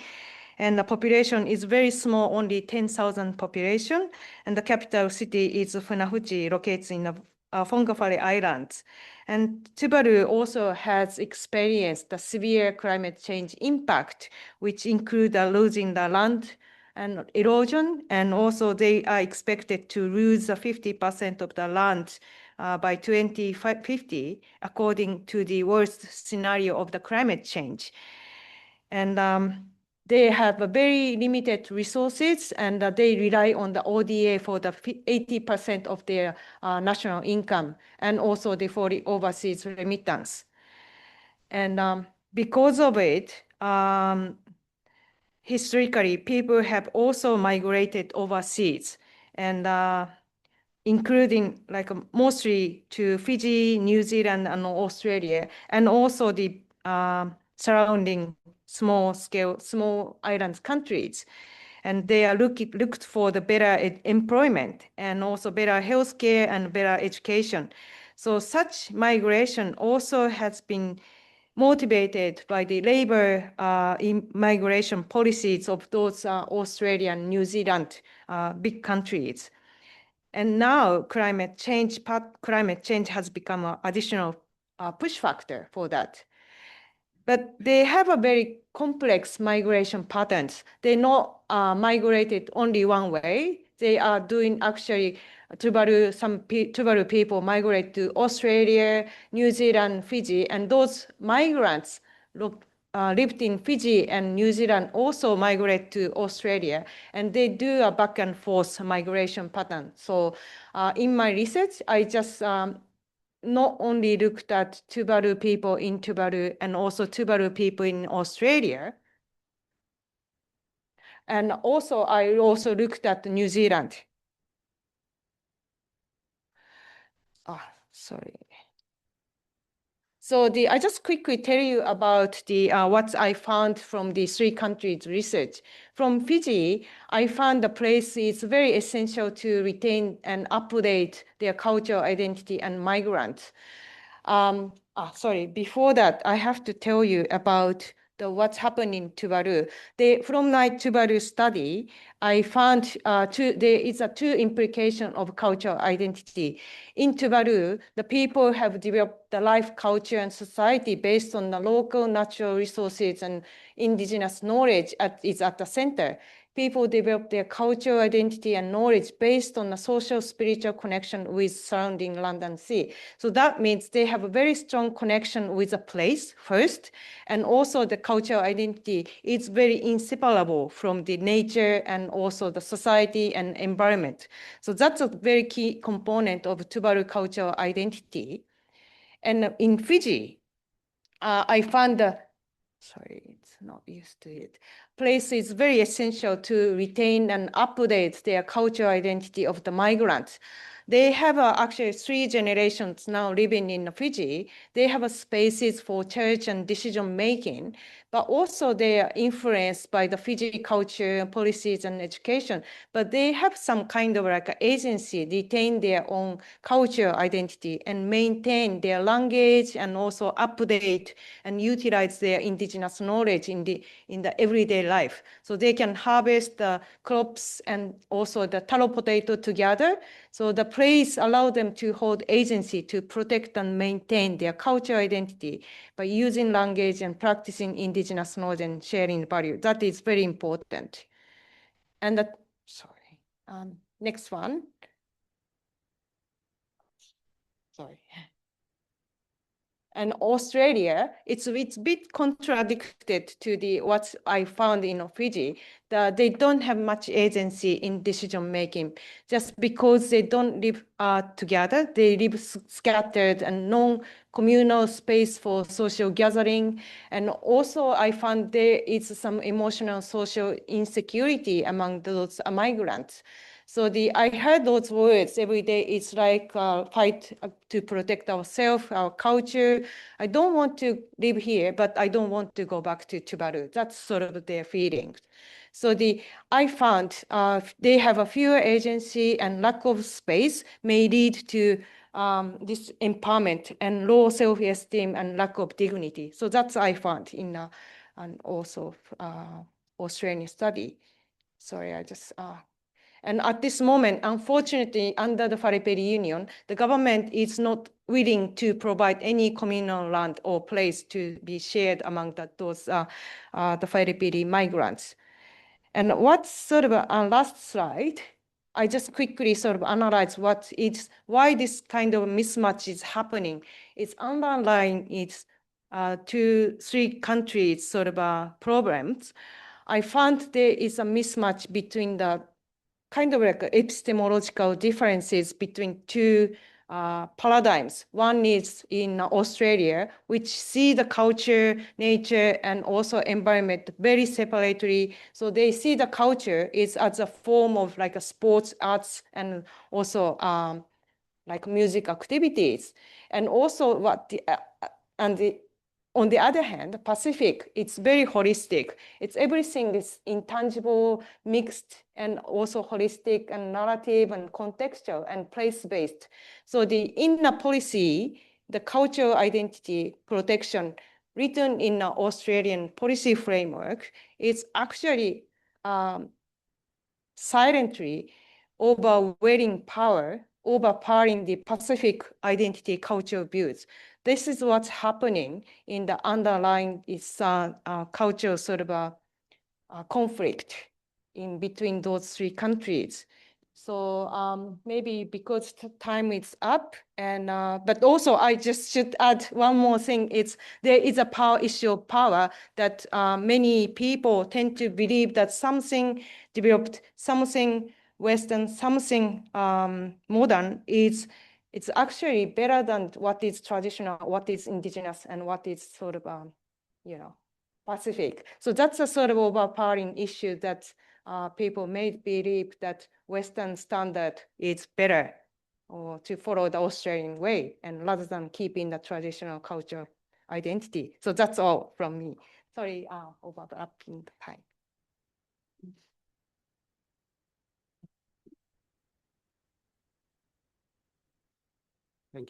Thank you, Noguchi-san, for making a presentation on how we need to empower the local people in order to tackle this situation. Again, thank you so much, Nasif-san, Fukuda-san, and Noguchi-san for presenting a wide spectrum of research work on this complex issue and recommending different possible solutions. Now, because the time is very limited and based on your presentation, I have one request that I have one question to each of you and kindly request you to answer within 3 minutes. So sorry for that. Question to Nasif-san. As you have already presented about voluntary non-migration, so in case of voluntary non-migration, even people prefer to stay in the same place, which is already very highly vulnerable. What is the best way forward to make the system more climate resilient? In addition, considering the policy gap at the national, regional, or local scale to tackle this issue, what are your key recommendations that can also be replicated in similar vulnerable areas? Over to you. Thank you. Well,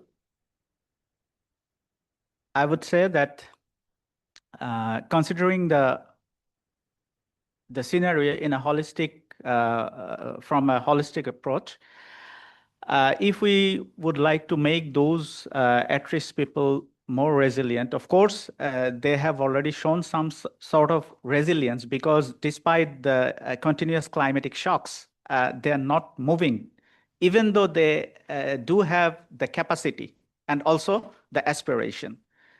Despite all this, they are staying behind.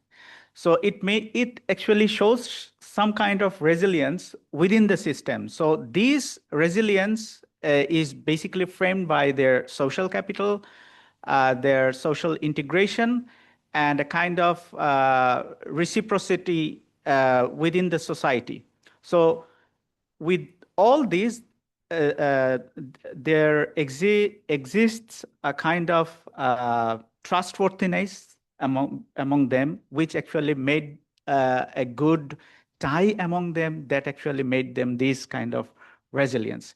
So to promote this resilience pattern or to make it more sustainable, of course, from the policy side, of course, what can be done, like the concerned stakeholder agencies, both from the government side and the non-government side, they can provide with some of the sustainable livelihood options to them so that they can rely on those options.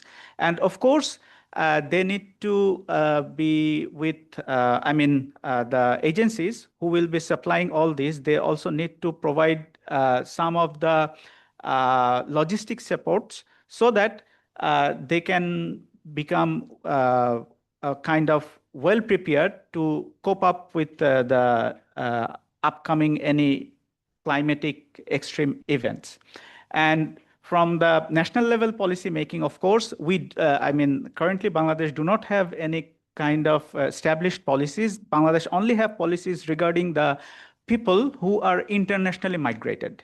So, currently we don't have any policies for the people who are internally migrated. So, as Bangladesh is the signatory of Sendai Framework and also Paris Agreement, maybe within the specific umbrella or concerned umbrella, this can be mainstreamed within the appropriate thematic area. Thank you.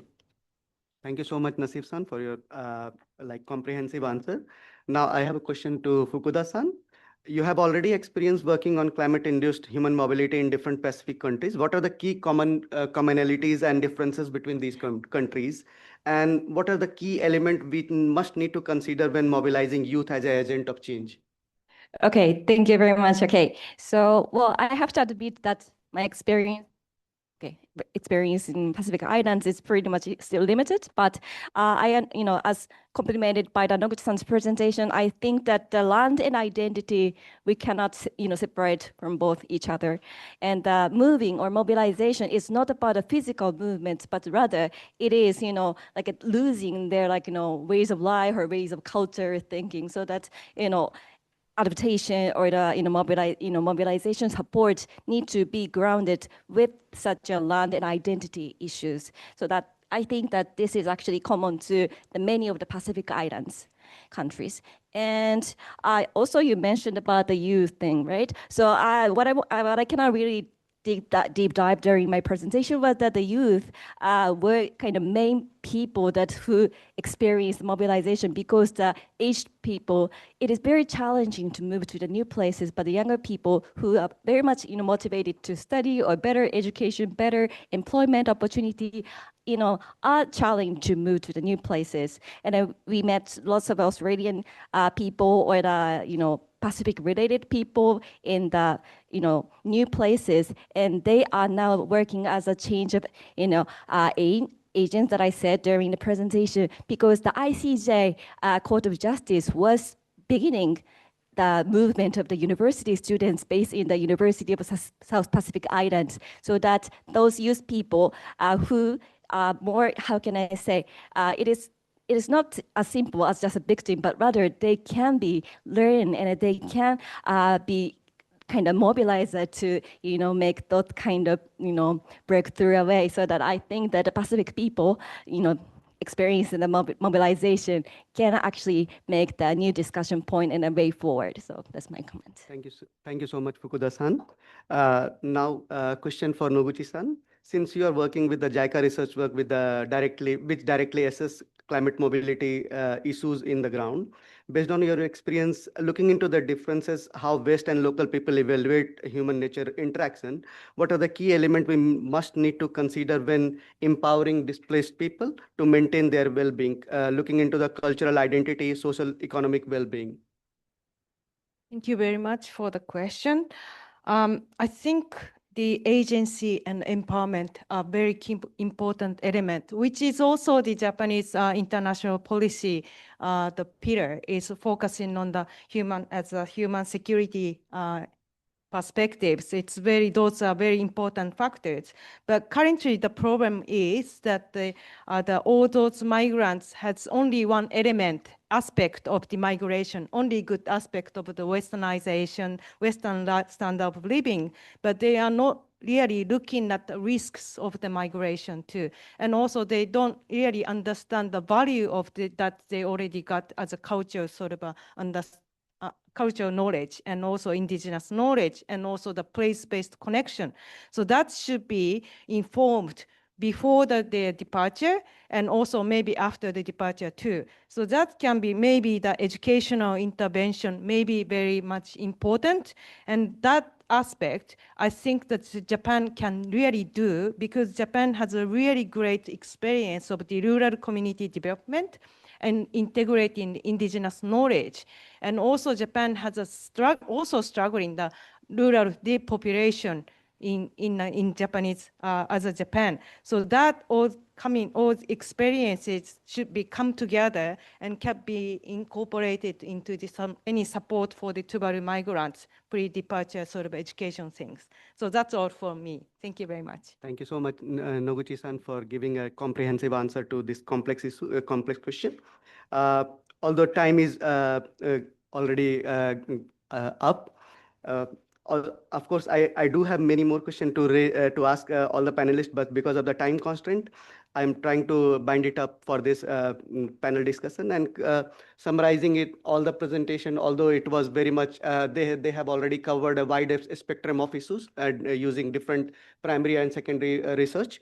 I'm just summarizing that looking into the climate mobility issues, we must need to consider place attachment, climate identity, social bonding, youth employment, in addition to infrastructure to secure water, sanitation and hygiene, as well as food, when looking into the robust management solution at any place. Of course, we need to customize this solution based on the place and countries itself, and we must need to look into the integration of different policies and institutions across horizontal as well as vertical spaces. So I conclude I stop our panel discussion here, and thank you so much for all the panelists for your valuable insight. Thank you so much.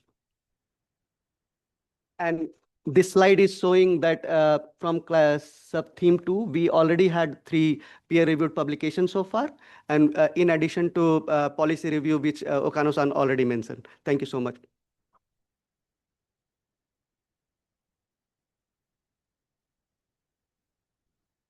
Thank you very much. Thank you to all the presenters for this session for such insightful presentations. Now we will take another short break. Again, the Zoom room will be kept open during the break, and we will resume the presentations and the sessions at 4 Japan time. So please stand by. Thank you.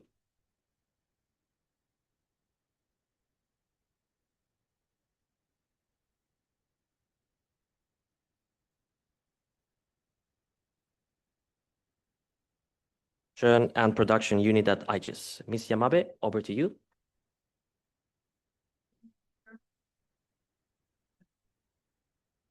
Hi.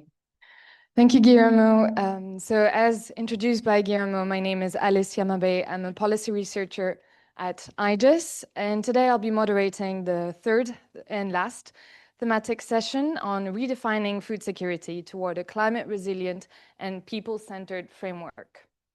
So before we start the panel discussion, I'll just briefly lay the foundation on some of the fundamental facts and the principles for our discussion. So here is the Asia Pacific, and we'll see how climate is increasingly impacting food security across this region. So the glaciers are melting due to global warming, and this is happening at an unprecedented speed in the Himalayas, and this is bringing flash floods, but also droughts and water scarcity in the region, so affecting smallholder farmers. And this also leads to rising seas, as we all know, stronger storms that are particularly affecting the coastal cities and small islands in the Pacific. So all across the region, we're seeing rainfall patterns that are shifting and temperatures that are unsettling rain-fed farming and fishing livelihoods. So these are all not isolated events. They actually overlap and they reinforce one another. And so when they're combined with also non-climatic pressures, such as human migration, as we've seen, socioeconomic inequalities that are pre-existing, or weak governance, these stresses can further threaten the resilience and agency of farm holders, smallholder farmers, as well as fishing livelihoods. And this is how climate change is acting as a risk multiplier and is amplifying the existing vulnerabilities and deepening food security. And this brings us to an important question. Is this affecting the way we traditionally define food security? So let's see how food security is traditionally defined. So, sorry. Okay. So food security was defined in 1996 by the FAO under 4 pillars. So food availability, is there enough food being produced? Food access, is the food affordable and also allocated fairly? And food stability, is the food supplied continuously? And finally, food utilization, is the food safe and nutritious to consume? So in today's panel discussion, we'll be seeing how maybe it might be time to redefine the food security, the way we define food security. And so our theme is redefining food security toward a climate resilient and people-centered framework. So let me welcome our 3 panelists. So Dr. Kei Kurushima, who's the Chief Policy Researcher in the Climate Change Division at IGES. Dr. Najia Hussain, who's the Assistant Professor in the Institute for Future Initiatives at the University of Tokyo. And Dr. Sayamol Chadorat, who is the Associate Professor and Director of the Center of Excellence for Human Security and Equity, Chulalongkorn University in Thailand. So without further ado, I will ask my first question to, I'll start with Kurushima-san, which is, in your view, why is the traditional definition of food security insufficient? Okay, thank you very much, Alice-san, for the questions. Basically, for today's session, I didn't prepare a slide, but I want to answer it orally. So as Alice-san just pointed out, the traditional definition of food security has been understood through 4 pillars, which this 4 pillars focuses mainly on whether enough food is available and whether people consume enough calories. And So the starting point of our research project under the MOFA since 2023 is questioning this traditional 4 pillars. And by doing that, we reviewed literatures and these surveys to find out about the real situation on the ground. So our research is mainly bottom up. So we wanted to find out what is really happening on the ground, who produces the food in the world, and what are the situations that they are facing. So by doing that, we became clear that the 4 pillars and that this traditional framework is no longer sufficient, and especially in the changing environment and society under the climate change. So our focus was mainly the nexus of food, climate, and conflict. So what is missing in the traditional food security pillar is the concept of food sovereignty. So this word food sovereignty has been a very important concept for us. And according to so this food sovereignty was internationally declared in the 2007 Nelly Declaration. And according to this declaration, food sovereignty is the right of people to healthy and culturally appropriate food produced through ecological sound and sustainable methods, and their right to define their own food and agricultural systems. So this food sovereignty concept adds 2 critical dimensions. The first one is respect for the rights and agency of food producers. And the second one is localization of food systems rather than relying solely on globalized food supply chains. So these 2 dimensions aligned well with the result of the research that we did that showed the 4 pillars failed to capture 2 important elements, which are agency and sustainability. So agency is closely linked to climate change adaptation because local communities are best placed to decide how to respond to climate risks in their own context.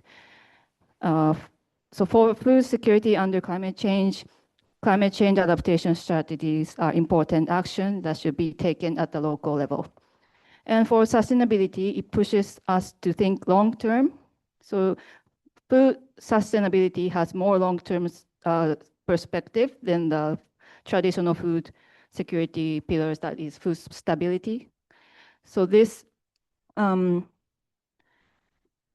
concept of sustainability shows not only meeting today's needs, but without compromising future generations. So this also aligns well with climate change strategies that need longer term perspective than those strategies on like development. So by integrating agency and stability, food security becomes a tool for building truly resilient societies, which the traditional framework alone cannot achieve. Thank you, Kurishima-san. So the addition of agency, adaptation, and sustainability are important pillars for food security. Maybe Najia-san, do you have another or maybe a complementary answer to this question? Complementary.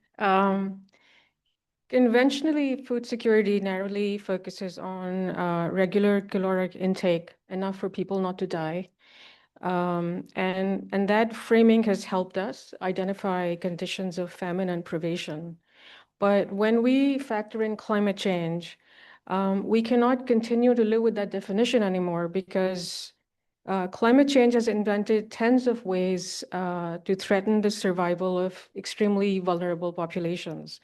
And this is especially true for food producers, small-scale farmers, which according to FAO comprise 88% of the entire farming population of the world. Our research shows that farmers can face severe financial losses even when there is an abundant crop. Market dynamics, especially interaction of climate change and international trade, is creating very hostile conditions for farmers at the market. And in most cases, it's driving them out of business and into poverty. And a key aspect of that is how climate change-induced uncertainty is forcing a change in crop patterns and farming practices. And the way farmers are responding to that, and what that's doing to their bottom line or financial viability is critically important when we talk about climate change and food security. So even if you have an above average harvest, it can spell doom if the price crashes at the marketplace. And it can, people can lose their entire investments and savings. This phenomena was evident in our field work, but it's also well documented in field reports. So it's not just, one or two cases, but if you take a look, it's happening all over the world where people are reporting that climate-induced uncertainty is wreaking havoc with local and global commodity markets and decimating livelihoods of farmers. So the broadening of food security definition, as mentioned previously, helps in capturing some of that. But also when we talk about mainstream climate security discussions, we've narrowly adhered to food security, traditional conception of food security in those discussions. And if we broaden our conceptualization in those conversations, maybe we could map multiple social and political pathways leading to insecurity. A second reason that I find our broadened conceptualization helps is that when we talk about climate impacts, we need to have a before picture, like climate vulnerability is not taking place in a vacuum. What are the pre-existing conditions? What about social and political and economic vulnerabilities? And for that, we drew on wider discussions on urban and rural food security, and peasant struggles and indigenous activism. And that's, again, been widely discussed in broader food security literature. And that directs our attention to what may be short-term responses of governments or corporate responses may be beneficial in the short term, but detrimental to sustainability in the long term. That literature is already talking about it. So basically what we're saying is that maybe we need to connect those broader discussions within climate security. And one way to do it is to look at a broadened understanding where we talk about not only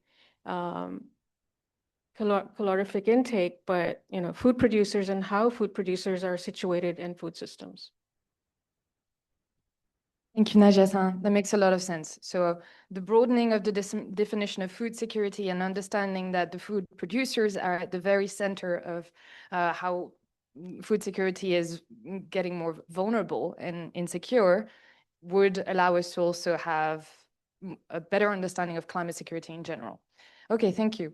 Next, maybe Dr. Sayamo, your intake on this same question. Yes, could you give me the slide? Yes. Thank you. Good afternoon. I think I can say it like this. Distinguished guests and the colleagues and friends, it's a very great honor to be here while validating my PowerPoint. Give me a second. Okay. Next one. Okay. For today, I would like to sharing insights about okay, don't worry, just I would like to sharing insights about redefining about food securities, truths about the framework that not only about the climate resilience, but also talking about like important points about the people centers. Okay. For me here from this afternoon, Professor Mizuno speaking about like climate security. Okay, maybe go to the first slide. Okay, this one is okay. Okay, this afternoon we hearing from Professor Mizuno talking about like a climate securities. They require to move beyond the ambiguities and find a common logical like a framework, right? This. In the context of force, it means like we might looking for the DB in humans, like socioeconomics and environmental dimension to the policy frameworks.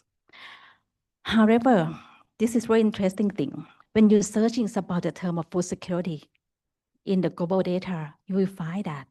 You find everything talking about the logistic, calories, trade, exceptional, human, right? Just as only one picture about the farmer. Okay, next slide, please. Maybe we just why redefine about the conceptuals of food security. The concept is talking about the traditional. They're talking about like a four technical pillar, as Alice said before, about the availabilities, access, utilization, and stabilities. But for my research and our student dissertation, we suggest that it's not enough anymore in the present. You remember the picture before that. It's treat the food security as a logistical supply problem only, and they ignore about the human security of the people who actually produce our food. If you remember who growing the rice for you, growing the rice for the bread, something like that. The next slide, please. To redefine about this, I just thinking about the points of view of food security through the lens of social justice. We need to integrate two more pillars. I think the previous presenter like Fumiko and maybe Kai talking about like an agency and someone talking about the sustainability is very, very important thing you might to adding for the extra two pillar in the concept of food security. Because the true security exists only the producer have the agency, the power or autonomy of the navigate the climate risks without being exploited by the existing socio-economics hierarchy. And yes, without addressing about the structures of inequalities, the definitions of security remain incompletely. I can say that. Next slide, please. And who are they? You can guess this is the person who is far, far away from the city. They live in the mountains, but they are the food producers. We can saw, the next slide, please. We can saw these people anywhere. Maybe in Thailand, maybe in Japan, maybe in Bangladesh, and everywhere. But they remain the invisible and vulnerabilities from our policy framework. I think that's why we might to redefine about the concept. Thank you. Thank you, Dr. Sayamo. I think this gave us a very complete picture of how we can redefine food security. And maybe we can go to the next question, which is, so many other pictures. Thank you. So, which leads me to our next question about the findings from your field. The three of you have been to different countries to see what exactly is food security on the ground and how it is affected by climate change. So drawing on your field experience and research, what emerging or intensifying food security challenges have you observed? And how do these challenges interact with the pre-existing socioeconomic inequalities, the governance structures, and the resource access? I know you've already mentioned some of it, but we'd love to hear more in detail. So I'll start with Nadia-san, please. So in our research, while we found that there's no direct food shortage in the two countries that we conducted fieldwork in, there's plenty of staple food, and when the harvest is poor for whatever reason, respective governments import enough food to make sure that there's no famine-like situation, for that would be politically devastating for the ruling elite. However, research showed that the counterintuitive phenomena, which, if I may say, the silent killer that we've observed is the change in cropping patterns due to climate-induced uncertainty. Previously stable crop patterns are not stable anymore because of rainfall and temperature variations.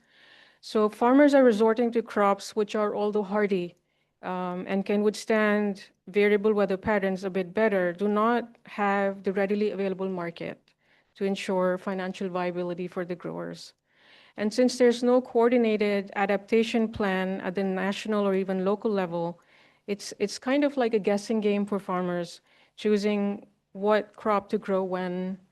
And if more farmers are growing the same crop, it ends up leading to overproduction, and then the market price crashes. This overproduction, though, is not just a phenomenon, again, in the two countries that we've been working on, but all over the world. And since agricultural markets are connected with each other through international trade, overproduction anywhere in the world may, depress the price locally, bankrupting local farmers overnight. This phenomenon is quite prevalent and leading to serious economic losses, especially again to small-scale farmers, and agriculture is becoming a losing game, which is quite disturbing. And not only that, not in terms just of climate change, but small-scale farmers are running the risk of becoming more marginalized at the hands of government policies and corporate players. And I'll give a few examples. In one instance, I learned about agricultural land being bought by land developers to build commercial enterprises. And so small-scale farmers had to let go of land, which basically signified land use changes taking place and changing land governance, and elbowing out of small-scale farmers from agriculture. Access to water for small-scale farmers was being jeopardized in another case where government policies, which were considered green adaptation, led to constructing additional water canals to irrigate one part of the country, but it was depriving water to riparian small-scale farmers. And then in another example, the needs of hydroelectric energy and building multi-purpose dams to manage flood risks were being prioritized by the government while giving less subsidies to small-scale farmers, as agriculture is becoming unprofitable there. So that's one of one of the findings. And in these cases, importing food from other countries is floated as an option. But considering that local and global economies are interlinked and that crop switching is not just taking place in one country or one part of the country, but in all over the world, price crashes are not unique either. And so short-termist, bounded rational responses are not going to fix the situation in the long term. Now, how economic instability translates into political expressions of unhappiness by ordinary people and how governments respond, that depends on a particular context, of course, regarding democracies and the way people have been expressing themselves and so on. But what we can say with confidence is that small-scale farmers who can contribute substantially to local food are on the losing side. Thank you, Najesa. And just as a specification, so this was from your fieldwork in Pakistan and the Philippines as well. So this is something that we might be observing in other countries as well. So it's not just unique to Pakistan or the Philippines. Absolutely. Thank you. So it was interesting to hear about the interaction between food security, but also economic insecurity of the smallholder farmers, which is worsened by water insecurity and then potentially leading to political instability. Thank you. So next, I'd love to hear from Dr. Sayamo. I know you've done a lot of field research in Thailand. Yes, could you give me a slide? Could you remember, sorry, could you remember about this one? Before that, okay, this one is okay. This is the Thundra zones of Myanmar. And the next slide is talking about like Thailand. This is the same effect from the climate change that you remember. This area have a heavy impact, and my observer that the climate change is act like inequality magnifies. It doesn't like create a new problems, but they intensify about the pre-existing injustice, such as like a landless of the farmers and lack of the regional protections from the marginalized work in the informal agriculture sector as in Thailand. Could you go to the back next slide? I think the switch is okay. By the way, when we're talking about the farmer, next slide, please. they have like facing many crises, talking about like landless, debt, and lower income. And most of them tell me very, very sad stories about maybe the future for them is never come. This is a problem from the locals. Next slide, please. The vulnerability is not accidental. As I said, this is producing of the structural inequality. My data in Thailand show many realities talking about the majorities of small-scale farmers. And we know it's the backbone of our food system. People, because they produce the foods, they hold like a very small pot. In Thailand, they have less than 5 rai. It's lower than 1 hectare. So it means that the producer bear the highest risk of the climate shock, but they leading like access to government financial safety net, they cannot accept them. And facing the land insecurity, the next slide. For the farming, how to create like a disadvantage cycles of the debt is like a never-ending story. If they fall into debt from Thailand and they turn to be like a food precariat, the current structure like a government often prefer to the large scale efficiency more than like a lower scale, like a farmer in small scale farmers. And let me emphasize, this is actually a kind of evidence that we need to drawings about our concept about climate security. It moved us from like slogans, abstract, to be like a realize the realities of the people. And next slide, please. Okay, this is talking about the water insecurity. How can we share the water between the household consumption and the farming? Who can answer me? And more important point, who is actually allowed to access it 24/7? I will stop it right now. Thank you very much. Thank you, Dr. Sayamo. So interesting to see the impact of land insecurity, the fact that a lot of the farmers don't have the rights to continue to grow the crops on their own farms. Next, Kurushima-san, please. Yes, okay, thank you very much. So I want to raise the example from the Philippines, the field survey that we did. So the focus of the field survey is on the small scale farmers. So the farmers that comprise of 84% of farmers in the world, but it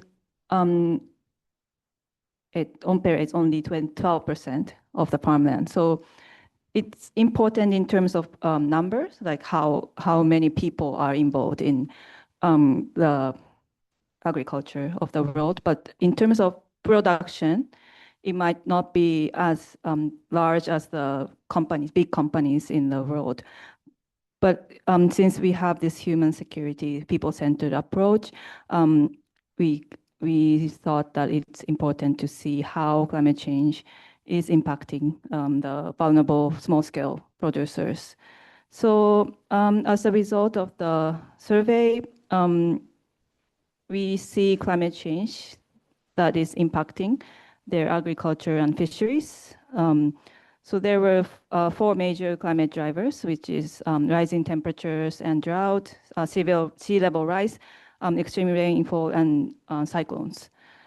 So some farmers or fishers say these climate drivers have positive effects, such as some types of seaweed increased the production, but mostly they are causing negative impacts on the overall production of the yields. So these risks and impact pressures from these climate change place small-scale fishers at particularly high risk. So as the temperature of the sea is increasing and there's extreme sea level rise, they're affecting their livelihoods. And also from the farmer's perspective, so in staple crops, such as rice and sugarcane, may face instability for them. So in the national numbers, production figures of the Philippines, these staple crops, rice and sugarcane, may see stable, but they may they may create serious economic stress for the local producers. So we focus on the impact on local food producers and describe this as a form of structural violence. And so also, like climate policies in the local level may worsen these problems as well. So for example, coastal relocation programs often overlook traditional livelihoods and social norms, disrupting community rather than protecting them. And also land reforms based on climate change policies also may cause negative impacts on the farmers. So we saw many inequalities in resources such as land and water. And so there's many landless and marginalized farmers in developing countries which are excluded from decisions about land and irrigation and the use of resources. So this is because many national policies remain top-down with limited consultation in the local levels. In the fisheries sectors, small-scale fishers are further disadvantaged by laws that allow commercial fishing and sometimes enforced through armed vessels, both locally and in West Philippine seas, that is also commercial fishing by China. So this is like the negative part that we observed in our field survey, but in the positive way, we observe about what can be the solution of these problems. And one is the strengthening of what they call people's organization, which is like community-based organization in the local level. So through collective actions, these kind of organization can help communities. So they have this community-based management and they can secure land and water rights and also manage irrigation in the community level and protect the fishing grounds. So these kind of organizations are essential for empowering producers and building resilience that links climate adaptation with social justice. Thank you, Kurishima-san. And I think this story about a solution with the people organization is a great segue into our third question, which is about the recommendations. So what are the implications of this work and the approach for Japan, for food security for Japan, and how can policies and interventions move beyond short-term adaptation that we've seen to better strengthen the agency, the security, and the resilience of food producers under climate stress? Maybe we can start with Dr. Sayamo first. Thank you. Okay, could you give me a slide? And okay, this is the first time that they have like dialect things. Okay, for the next step, how can we close the gap? Sometimes I hate this word, closing. Maybe just bridging is more better.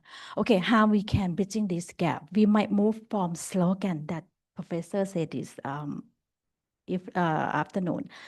Move from the slogan to the structure. How can we do that? Because our policy might shifting from the temporary aid to the strengthening the long-term agency and the security of food producer. It means like our farmers. The first one, I would like to recommend that we can institutionalize about the procedural justice.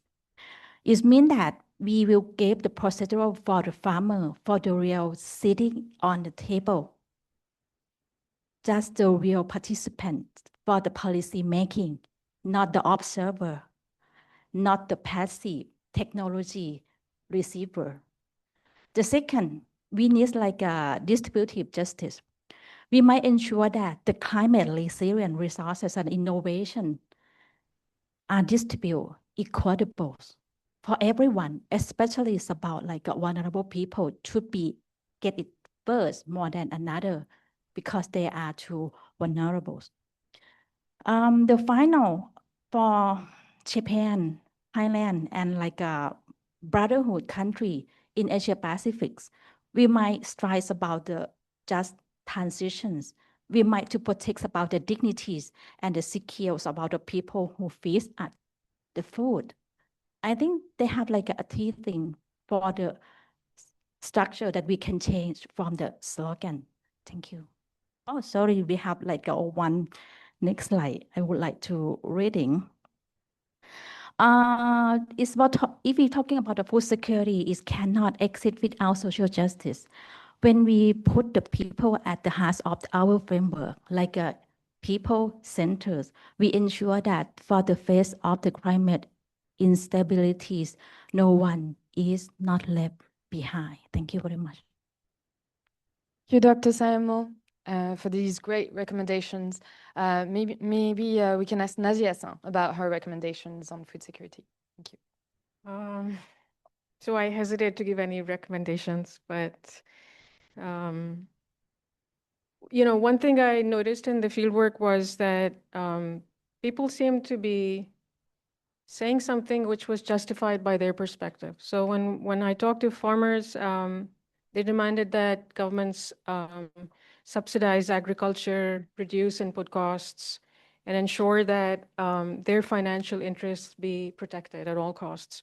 But when you talk to government officials, they argue that climate-induced stresses are too overwhelming for them to underwrite.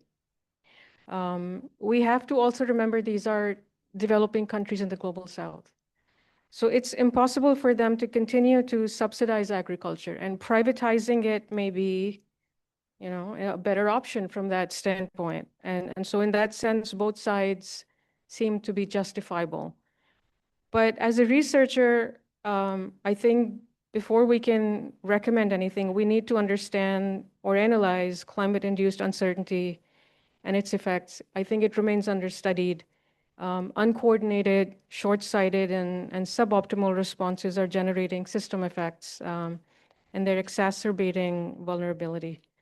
And then just 2 points. One, that instability in food systems in these countries could impact food exports to other countries, including to Japan.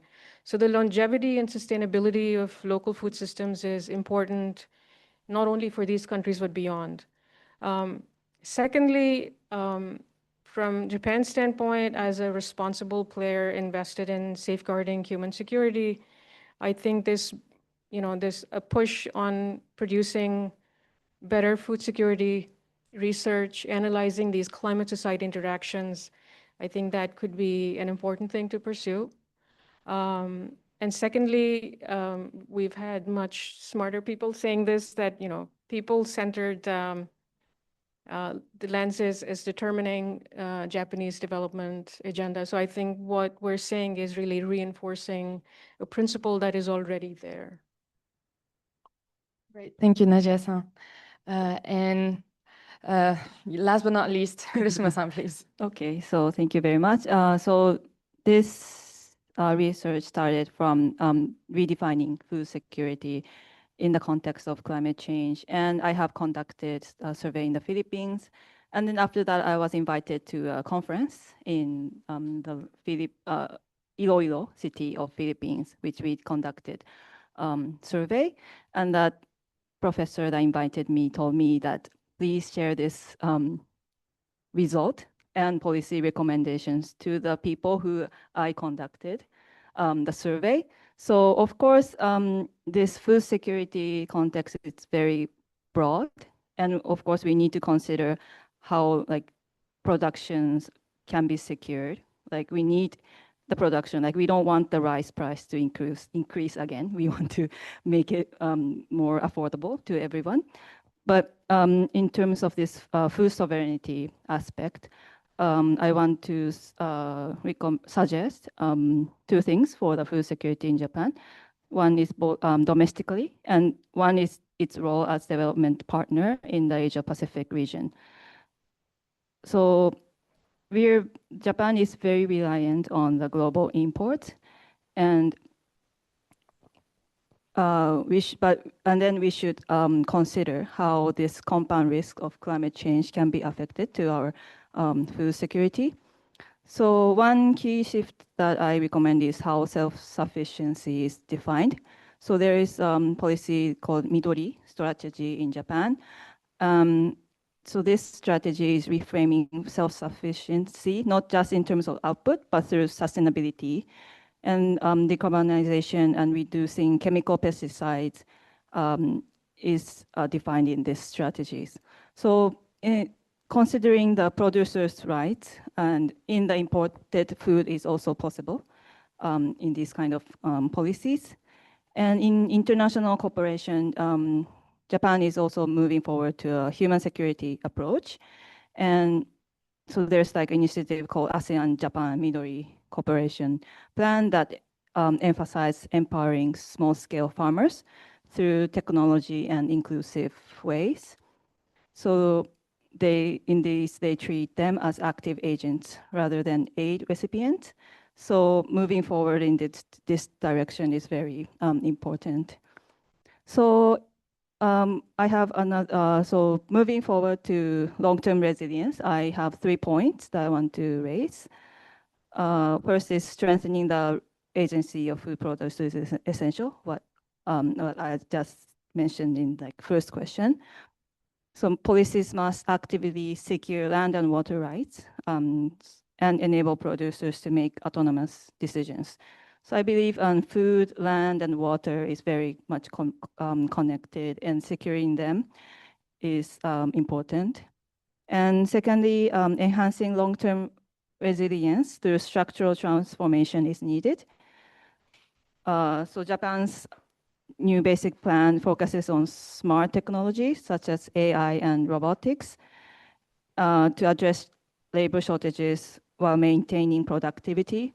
And in these smart technologies, if there is financial support and capacity building, I believe the small-scale farmers can also play a very important role.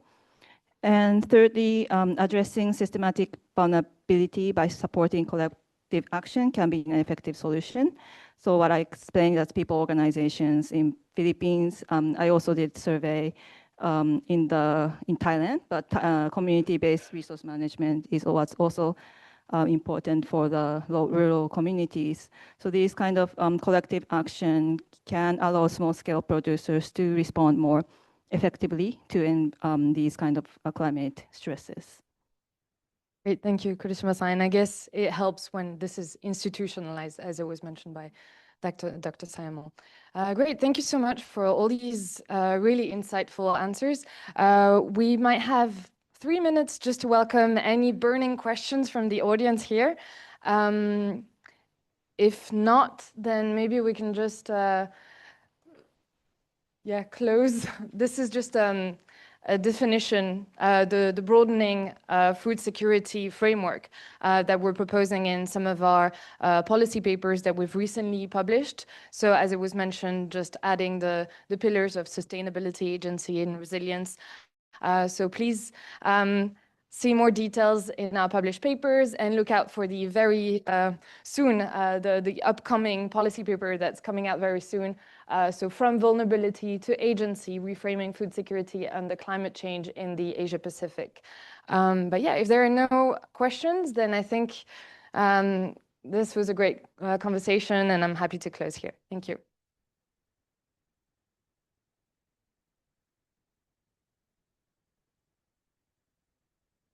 Thank you again for such a dynamic and interesting discussion.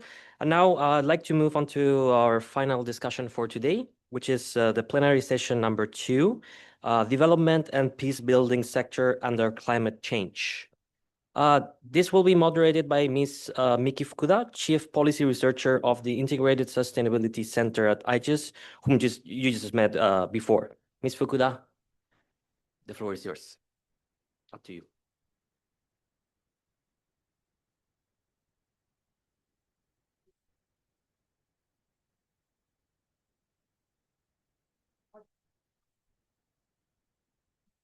Actually, we are sitting at the format here, so please be patient with us, please. And then one is coming from online, so hopefully he will be on the screen shortly, so that I can sit here.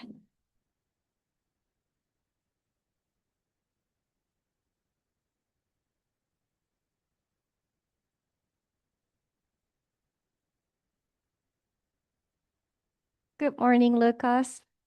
You're doing okay? Hi. Yeah, good morning. Doing Hi. very well. Hi. Yeah. So thank you very much. So we are now. Alrighty, so welcome to today's final plenary session, Development and Peace Building Sector and Climate Change, Integrated Programming and Project Development. So I'm, as I already presented here, but my name is Nikki Fukudage, and I'm very privileged to moderate this session with a distinguished three speakers today. Lucas, connecting online from Germany, and then Masashi Tsuda here from IGES, and also Naoki Okano from UNU, but a former colleague at IGES. And yeah, probably we should do like a first round of the self-introduction, as these three speakers have very different and diverse background within this climate security nexus. But probably, Okano-san, you can start from your self-introduction a bit. Right. I was sort of not expecting this, but anyhow. All right. So thank you all as also part of the organizer that will be with us for the long day. It's a 2-day symposium, so we have tomorrow a couple sessions as well, but it's the final session of the day. So I hope that you also enjoy our discussion. So I understand it's a plenary session, so it's more not really on the concrete topics, but rather the outlook. So I'm Naoki Okano again, in view of the self-introduction from the UNU IAS, and I've been coordinating these projects. And then the other panelists, Tsunaka-san here and Lucas online, I would say have much more experience on the ground, on the project basis, on the practice, and so on. So from my end, for this panel, I'd like to contribute from the project coordinator of this APCS perspective. And my particular expertise is on the climate change adaptation, loss and damage policy, and also climate change law. So that's going to be my take of this topic on development, the peace building sector, and climate change. Right, so that's it for me. Thanks. Thank you very much, followed by Tsunaka-san. Okay. Hello, everyone. My name is Masashi Tsunaka, and I'm a Deputy Director of Strategic Operations in the Institute for Global Environmental Strategies, IGES. But previously, before I started to work with IGES, I had almost like 10 years of experience in the humanitarian sector, basically on the ground. So I was based in Palestine, Philippines, and Afghanistan, South Sudan, and Myanmar. Because of my background in that sector, I'm looking at this climate security from a bit different angle because I was quite active on the ground where, like, many battles are ongoing and people are dying. I want to give a bit of glance from like field or like conflict field point of view in reflection to climate security today. Thank you. Thank you very much. Then Lucas, could you please introduce yourself a bit? Great. Thank you. Also warm welcome from my side.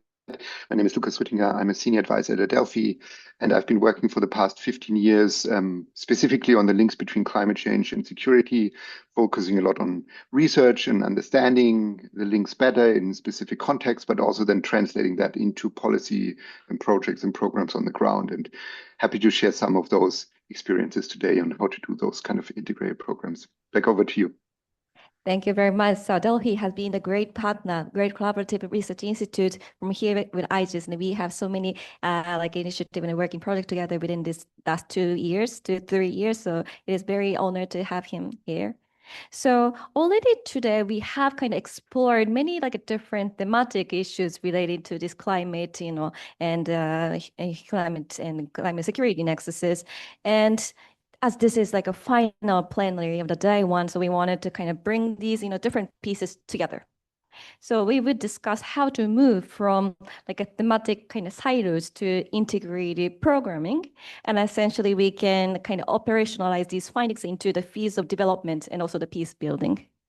So probably I might want to start from the asking question to Lucas that you have extensive, experience at Adelphi and on the ground and also in the policy sphere. How is climate change actually excavating existing vulnerabilities such as ongoing conflict or weak governance? So specifically, how do you perceive the current state of the compound risk that no longer can be addressed through a traditional or single sector approach? Great. Thank you for that question. I think, yeah, if you think about the responses to climate-related security risks, it's important to understand that they are, of course, complex and systemic risks. And this is something that you also have heard in the sessions before. Climate-related security risks arise through the interaction between different environmental, social, political, and economic pressures. So, for example, violent conflicts around natural resources, such as land and water, don't just arise because there's less water, there's more scarcity or less resources being available. But if you look at the research around these kind of conflicts, there are a number of factors that make more competition over less resources much more likely to escalate into violence. So, for example, the availability of small arms, a history of conflict, and yeah, maybe most importantly, the exclusion and marginalization of certain groups within natural resource management, but also in the broader political context. Or if you think about climate change-induced livelihood insecurity, making it more likely for individuals, especially young men, to be recruited by armed or criminal groups. There's a lot of other factors that influence that beyond kind of climate change-induced livelihood insecurity that make an individual take the decision to join one of those groups. So, for example, there's negative experiences with the military and police. There's a belonging and social status that those groups give. But of course, that's also happening against the background of lacking economic perspectives, and these groups provide economic incentives for individuals to join. And what does this complexity now mean for our responses? Because we're trying to talk about responses here, right? And it means that our responses have to reflect this multidimensionality. They have to kind of address these different factors. So we need integrated approaches that link climate change adaptation, peace building, and livelihoods to work on those different drivers together. And maybe going back to my examples, that means it's not enough to around natural resources to just improve access to more land and water, but we also need to address exclusion of certain groups through more inclusive governance mechanisms, or we need to build mediation capacities to keep conflicts from escalating. So those projects have to look a bit different. Or if you want to prevent young men from joining armed groups, it's not just enough to provide them with alternative and climate smart livelihoods. We also need to give them belonging and integrate them socially, maybe through sports programs, community engagement, or leadership training. And if we don't do that, then we risk that our actions are either not effective, or in the worst case, that they exacerbate certain risks because we forget a factor or we overlook it.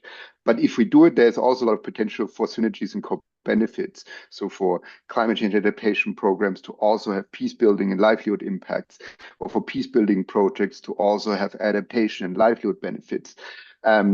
So these integrated programs make for more effective programming, for a more effective implementation, and you can achieve impacts across different dimensions, which means in the end that you do get more bang for your buck. Okay, back over to you.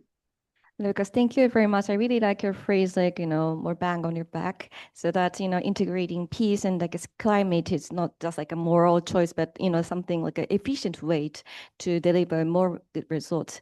Probably I might want to go to the next speaker. So probably Tadaka-san, from your very, frontline, experience per se in humanitarian assistance, what is kind of biggest obstacle to incorporating like a long-term climate adaptation perspective into immediate response for the sudden disaster conflict situation? Already in the previous section, food security, the long-term, perception is pretty much important. In your frontline experience, how do you think?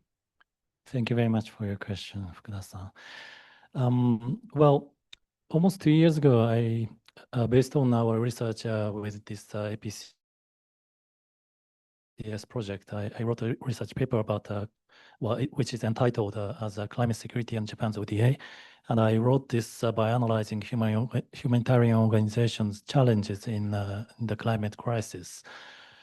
And I wrote about how international humanitarian organizations are transforming their operations from a humanitarian response to the operations equipped with climate adaptation elements, which is not only the response, but also kind of a risk anticipation and react or anticipatory actions toward the climate change impact.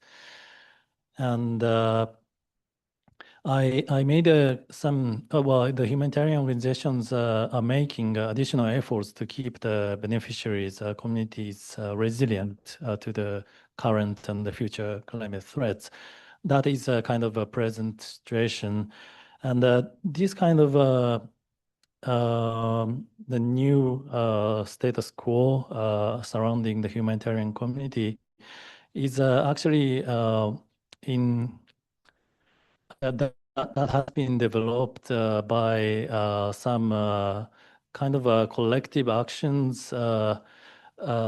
Well, for example, there is a humanitarian, climate and environmental charter for humanitarian organizations that was established, I think, like late 2010, I guess.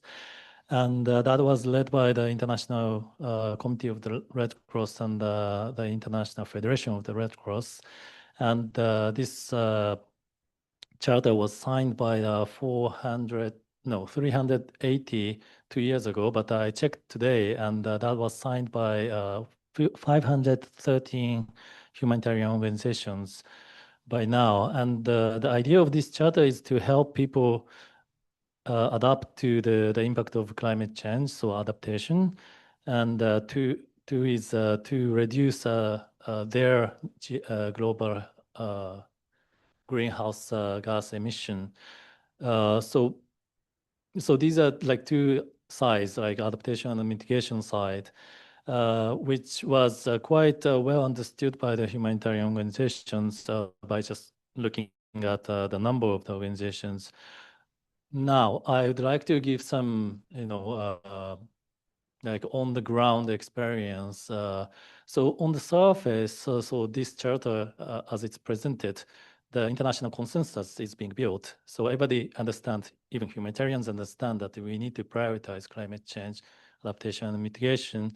But on the ground level, it's quite difficult because our field operations are really short term.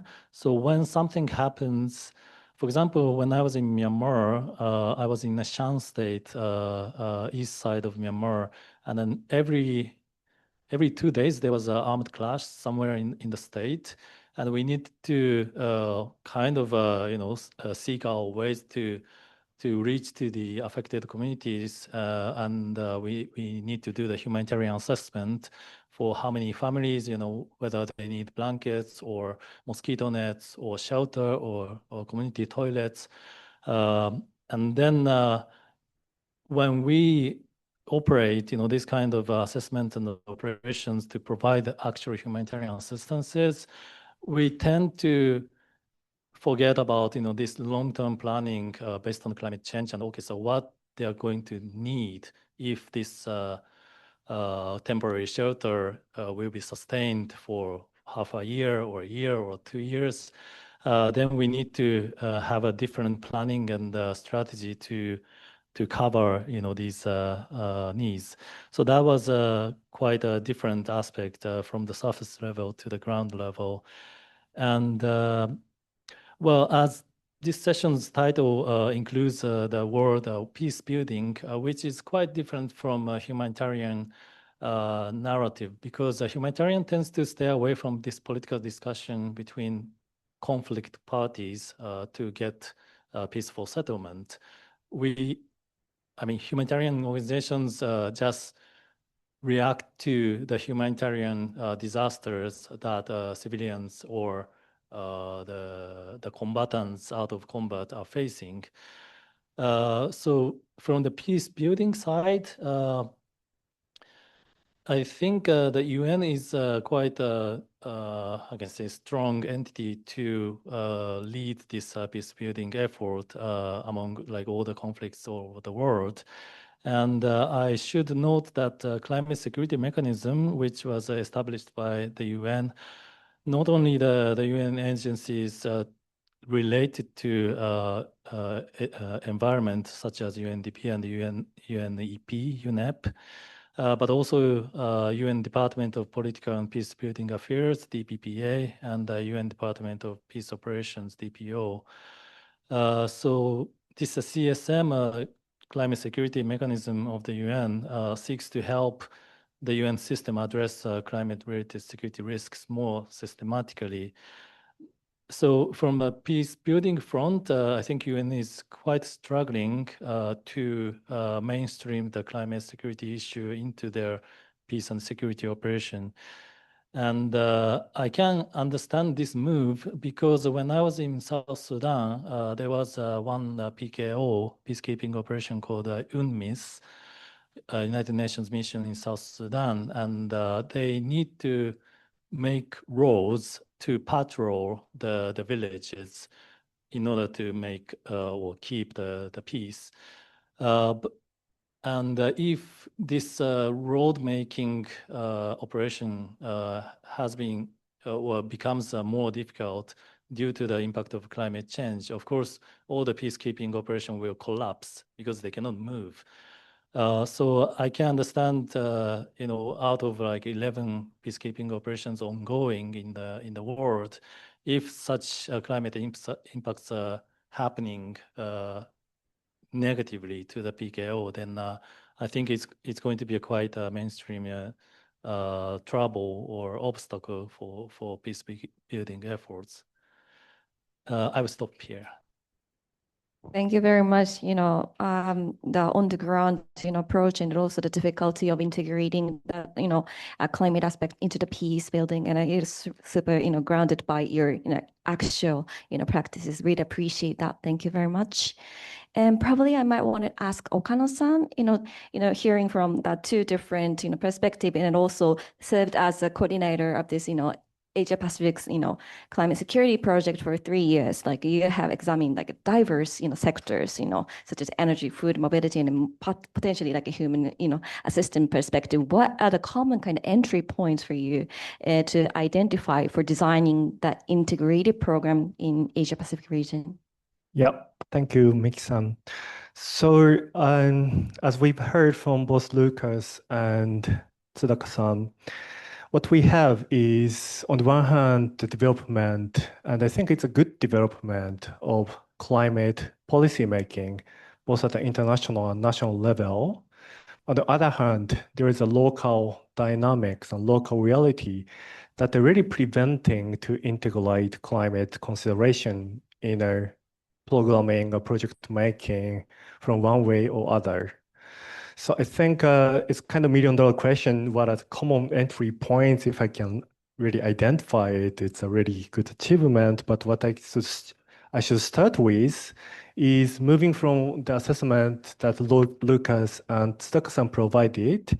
I think the next step would be what are the governance gap that we have, and the governance elements supposed to connect what we have at the international policy level and local dynamics, and what are the difficulties that we have in that element.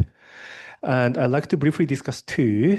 One is on the climate policy side, and this is more related to what other thematic tracks on our energy security, human mobility, or food security all talked about, is even though that there are thematic connections that are more and more identified, and Pankaj-san, of course, talked about the nexus approach in the most recent IPBES report. But in the policy documents of climate change, such a nexus is not yet recognized or reflected almost at all. For example, if we look at the National Adaptation Plan document that prepared following the guidance with the Paris Agreement, most of the countries just list up the relevant sectors that are affected by the climate change impacts without really considering what kind of nexus are behind it and what kind of holistic solution that should be provided if we want to actually tackle the vulnerability on the ground. So that's one. On the climate policy level, we already see the fragmentation and the lack of reflection of the nexus of different themes. And I said two governance gaps. The other governance gap is more on the project making or project development side. So in the past few months, we are working with Lucas to develop one policy report that would address the role of the international cooperation and ODA to have a better project making reflecting climate, peace, and security agenda. So for this, we are communicating with a lot of stakeholders, including JICA and other multilateral donors. And there, of course, what already Tsuraka-san mentioned, we have a fragmentation and siloed approach among climate change team in JICA, for example, and sustainability division, and also the peace building division, and also actual project making division, for example, the construction sector or agricultural sector, and so on. If we take example JICA, there is a sustainability division that are developing the tool to make the other teams to reflect climate change consideration. But from the project development team side, the climate change request tends to become a kind of checklist, whether those project making or development are reflecting, okay, climate change mitigation consideration, adaptation, and maybe biodiversity and so on. And this kind of siloed approach needs to be really resolved if we seriously want to reflect the nexus that we have behind all the vulnerabilities affected by climate change. And after outlining such governance gaps, it's very difficult to identify. We all know that to the common entry points. Some of the hints we can find is, for example, the human security or comprehensive security approach or people-centered approach that Nadia-san and the colleagues on the food security team have pointed out already could be framing principles that we have more integrated solutions. But I think in the end, we need some structural shift in most of the key stakeholders, how they develop policies and how they implement individual projects. Yeah, thank you. Thank you very much. Probably I might want to ask Lucas, for this entry point question too, because he might, as Naoki already mentioned, that we together are working on the kind of policy brief targeted for the donor and agencies like JICA. From your perspective, based in Europe and also probably experience working in a different part of the world, do you see any different observation or thought on this? Yeah, I mean, one thing that we see is that, of course, there is no kind of common set of entry points that works across every context, but kind of based on the experiences from the ground and kind of what we've been seeing in the past 10 years of the first kind of sets of integrated programs, there are a couple of sectors or entry points that can provide interesting starting points if you think about wanting to do integrated programming. So, for example, natural resource management is one of them, kind of using the kind of management of natural resources such as land and water to not just kind of improve the access to those resources, but also to rebuild relationships between groups, conflicting groups, so to build social cohesion through natural resource management. We're seeing also a number of projects that are trying to use climate change adaptation to build peace.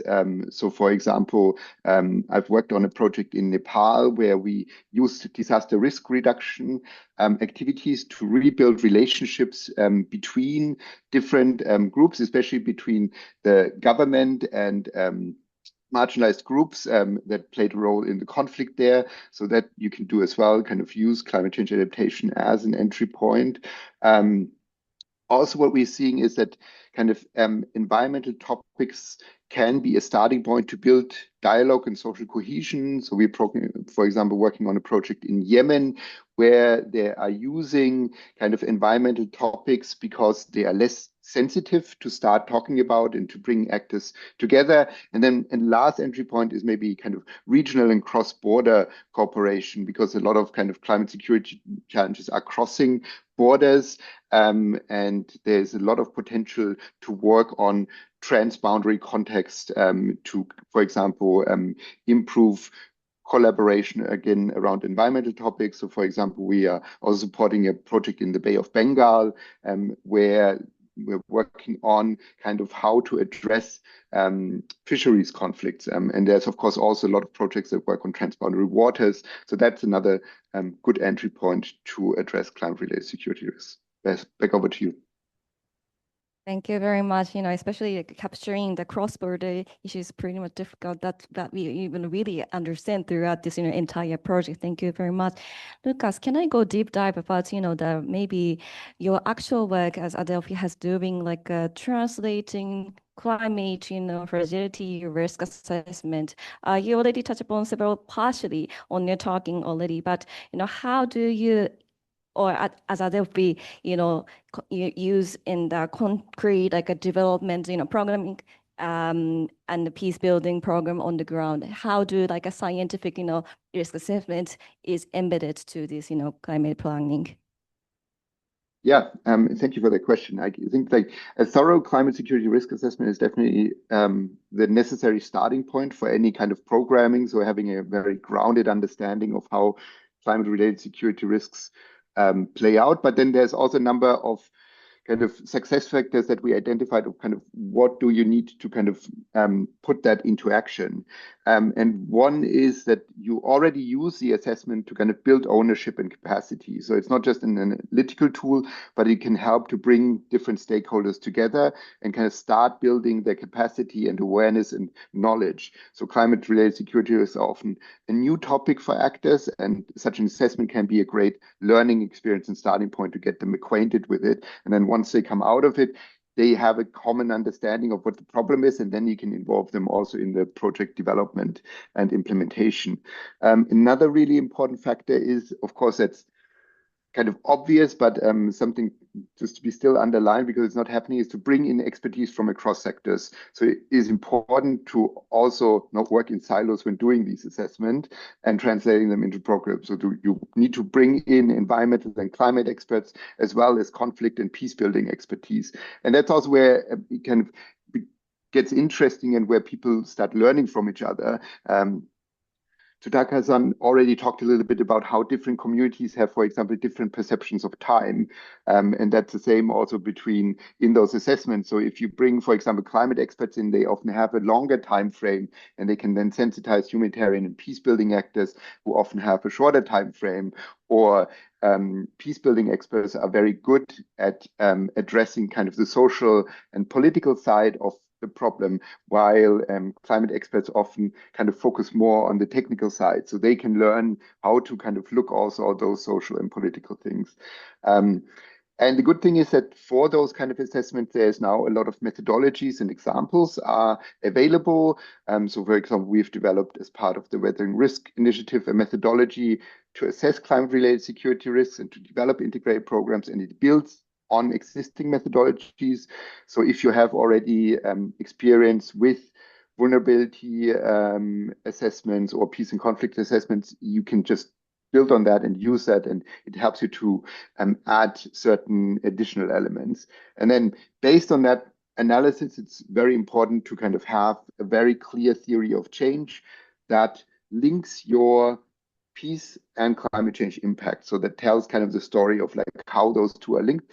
And then based on that, and that's also very important kind of for programming, is to develop a thorough M&E system that has some monitoring and evaluation system that has indicators, different indicators that allow you to track impact across the different dimensions of an integrated project. So if you think about, again, a natural resource management project that also wants to build social cohesion, you don't only measure kind of did it improve access to land and water, but you also need to have kind of perception surveys or other indicators that help you understand did the relationships actually improve between groups, did conflict actually reduce because of natural resource management actions? So that's really something important to then also track what the project is doing. Back over to you. Thank you very much. Probably we might want to slightly change the topic. I mean, project operation needs money.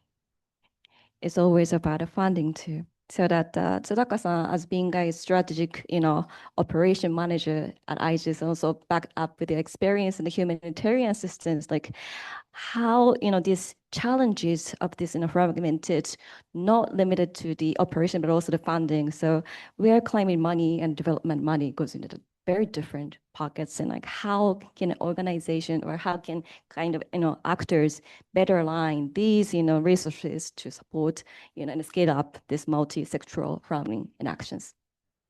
Okay, thank you. And by listening to what Okano-san said, and particularly what Lucas was talking about, I was quite kind of reaffirming my thoughts about how humanitarian sector is getting closer to the climate sector, and as an operation, it's quite difficult to label one operation under humanitarian purpose or climate purpose, because both are basically aiming to the resilience of the community.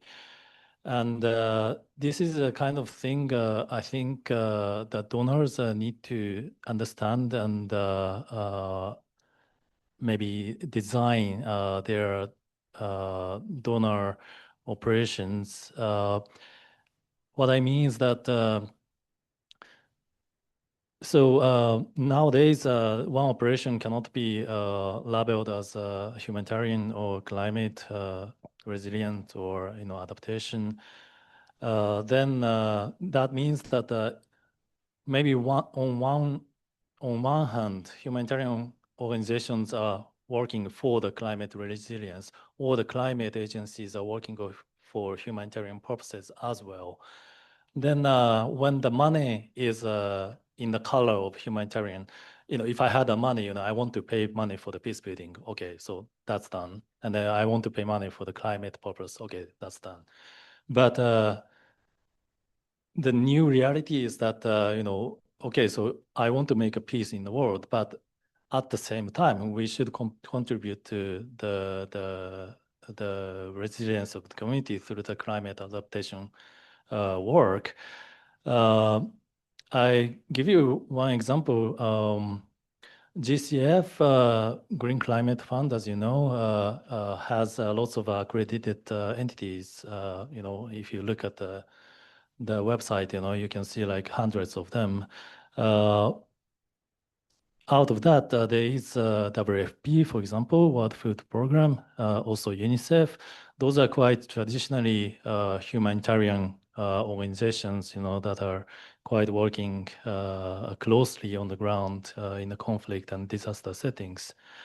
I could quite understand the logic behind, these two entities, listed in GCF entities, together with multilateral banks and regional local development banks, because WFP is currently doing many projects that are quite climate related. For example, climate risk insurance for the livestock farmers, livelihood diversification for resilience, machine learning for early warning system related to weather-related disasters, flood risk mapping by drone technologies. So those are, if you look at these names, then you don't understand why World Food Program is doing, but actually there is a sense that, okay, so this traditional humanitarian organization about food is contributing to the resilience of the community through adaptation and other climate efforts. Well, in order to make communities climate secure, humanitarian agencies and the peace building entities need to be climate secure. Well, they need to be climate secure. And then as a consequence, there will be increasing needs for the capacity building of those organizations' staff members. In the end, from my point of view, climate security is not only about how secure beneficiary countries will be, but also how secure donor countries will become. Because climate change is a planetary phenomenon, and if instability becomes dominant in the world, donor countries cannot be exempt from its impact. So there will be benefits for donor countries like Japan, when developing countries have more resilient communities after or within conflict or natural disaster. Yeah, from my point of view, from the ground of the humanitarian sector, is that the humanitarian and also climate is quite well connected. So we need to face the new reality that not only the operational side, but also the donor side need to understand this connection. Yeah, that's what I want to say. Thank you very much. Definitely, like Japan as a donor country, it's not just assisting them, but later they also get the kind of beneficiary. That's what I strengthen it. Also, that can be kind of connected to what I have seen in Australia and New Zealand. That they're working on the anticipatory approaches to assist the Pacific country, but at the same time that actually contribute to the regional stability. So I really appreciate that, Okano-san. So listening to the very diverse perspective and experiences from Lucas and both Sudaka-san. So where do you see next? So we are nearing the end of the time of the research, and definitely we would like to continue and scale up the researches. So where, for example, next 5 years we see that how we can scale up this climate and peace nexus in terms of research. If you have any observation or comment, please. Thank you. That's again a very difficult question. But before going into detail, what substance, actually, according to my memo of this session, this is supposed to be a last question, right? And we have 10 minutes remaining, and I don't think that I will be speaking 10 minutes for this. So if I may ask, Lucas, you can also be prepared to talk about the outlook, or Tsudaka-san maybe as well.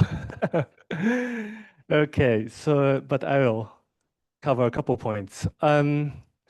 Firstly, I talked about how the Nexus approach is emerging, but it's not quite well reflected in the policy. I don't want to mislead the discussion. Maybe the Pankaj-san, please correct me if I'm wrong. But the Nexus research itself is also another emerging area, or much more research needed. Really, we want to understand what kind of mechanism are out there that the different factors affecting the vulnerability of the individuals or communities. So it's not simply a question of science policy interface, but rather we need much more investment and attention to the scientific research and data collection itself to really strengthen our understanding of this nexus behind the development, humanitarian, and climate sectors, and what sort of different food, energy, or those different elements are really related to each other.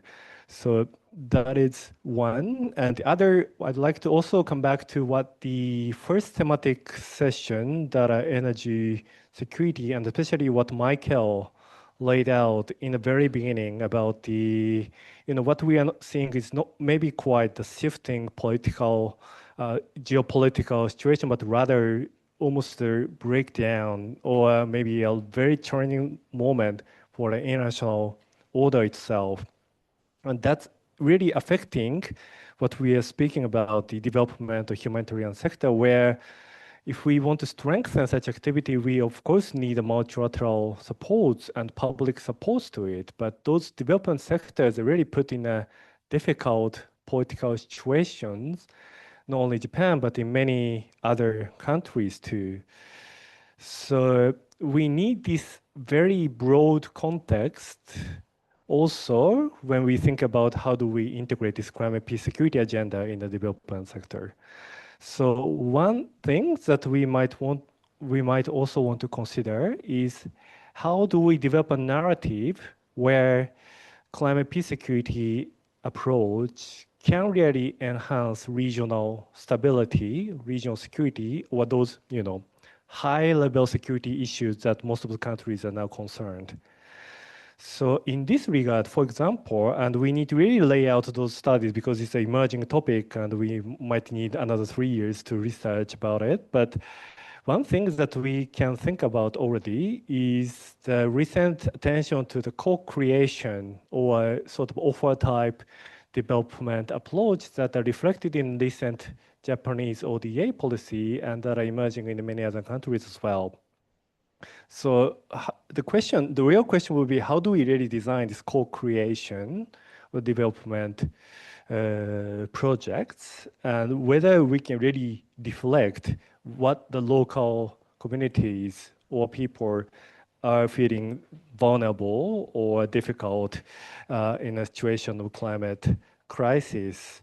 As our colleague, sorry, I haven't said hi, but Simon-san from Toronto University talked about procedural justice or distributive justice that are needed for the food, realizing the redefined food security. And I'd like to add upon one more element that actually recently discussed in climate justice debate, which is epistemic justice. And I think it's being flagged in a discussion of the food security team. And it's very important. On the one hand, we have a scientific advancement of the Nexus approach of defined elements science, but the traditional knowledge or knowledge at the local site is not well recognized or well articulated compared to such scientific knowledge. So when we try to co-create projects, we need to also think about this epistemic justice perspective, where on the local ground or the vulnerable communities have their own knowledge and their own preference to decide upon what adaptation and mitigation approach they want. And then such things should be whether reflected in our project. So it's very difficult. I mean, it's easy to say conceptually, and it's really difficult to design, but that's something that we need to tackle in the coming years. Thanks.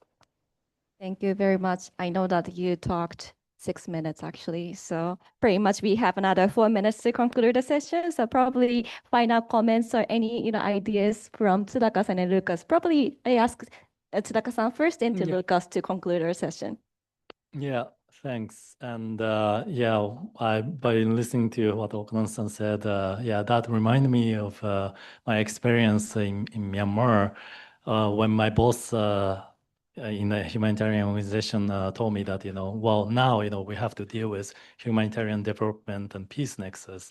And then this nexus thing was really new to me, and I was so overwhelmed because humanitarian itself is already a big work. And now I have to think about development and peace. And then now, they say like climate and peace and security nexus, okay, security and the peace and, everything. So, by looking back, these experiences, I feel like nexus is much harder than we think. We can say that, but in order to implement nexus on the ground is really, really hard. And I think for this reason, this climate security mechanism of United Nations is promoting this capacity building for the staff members. And I think many other organizations need to do the same because like manager level personnel are not familiar with the climate, then of course, they cannot integrate climate elements to the humanitarian operation, peace building operations. So everyone of humanitarian organization, peace building organization, and climate organizations need to know each other. What is the entry point to integrate these totally different elements into the operation?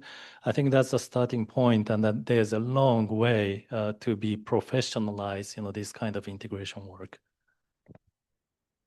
Thank you very much. Over to Lucas. Yeah, great. Maybe just building on that, I totally agree. I think institutional mechanisms make a huge difference in kind of scaling up and kind of having dedicated positions like the CSM. I think maybe a more general observation is also for me that the Asia Pacific region as a whole is still underrepresented in the global climate security research. It's still very Africa focused. I think this initiative has really made a lot of difference, but we do need more, and I hope we can continue the work as part of this initiative, but also more to kind of just understand how climate security risks play out differently here than in other regions in the world. And then lastly, one thing that we haven't really talked about much, but of course that's kind of in the background, is the political leadership on the topic. I think the Pacific Island states have shown that leadership on climate security, but there's not that much beyond that in the Asia Pacific region, that there are kind of countries that take this topic and move it forward. And so we do need narratives that speak to countries like Japan, like Okano-san said. That is something really important to develop. And of course, that is happening against this larger development, move towards more hard security, less ODA, also more climate skepticism.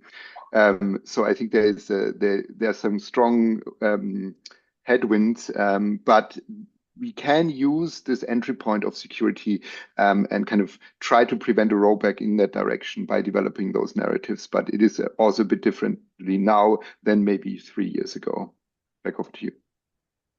Thank you very much. So today's discussion, kind of how to integrate narrative and coherence, that actually provides a kind of foundation for tomorrow's, symposium, I would say, because it is Thursday, so we have second day tomorrow. So everybody that's, probably we can think of this and keep it in mind. And tomorrow we will, expand our kind of lens to think about more broader geographical landscape and maybe national adaptation plans and also the maritime security. So thank you once again for the distinguished panelists, and we'd like to conclude this session. Thank you very much.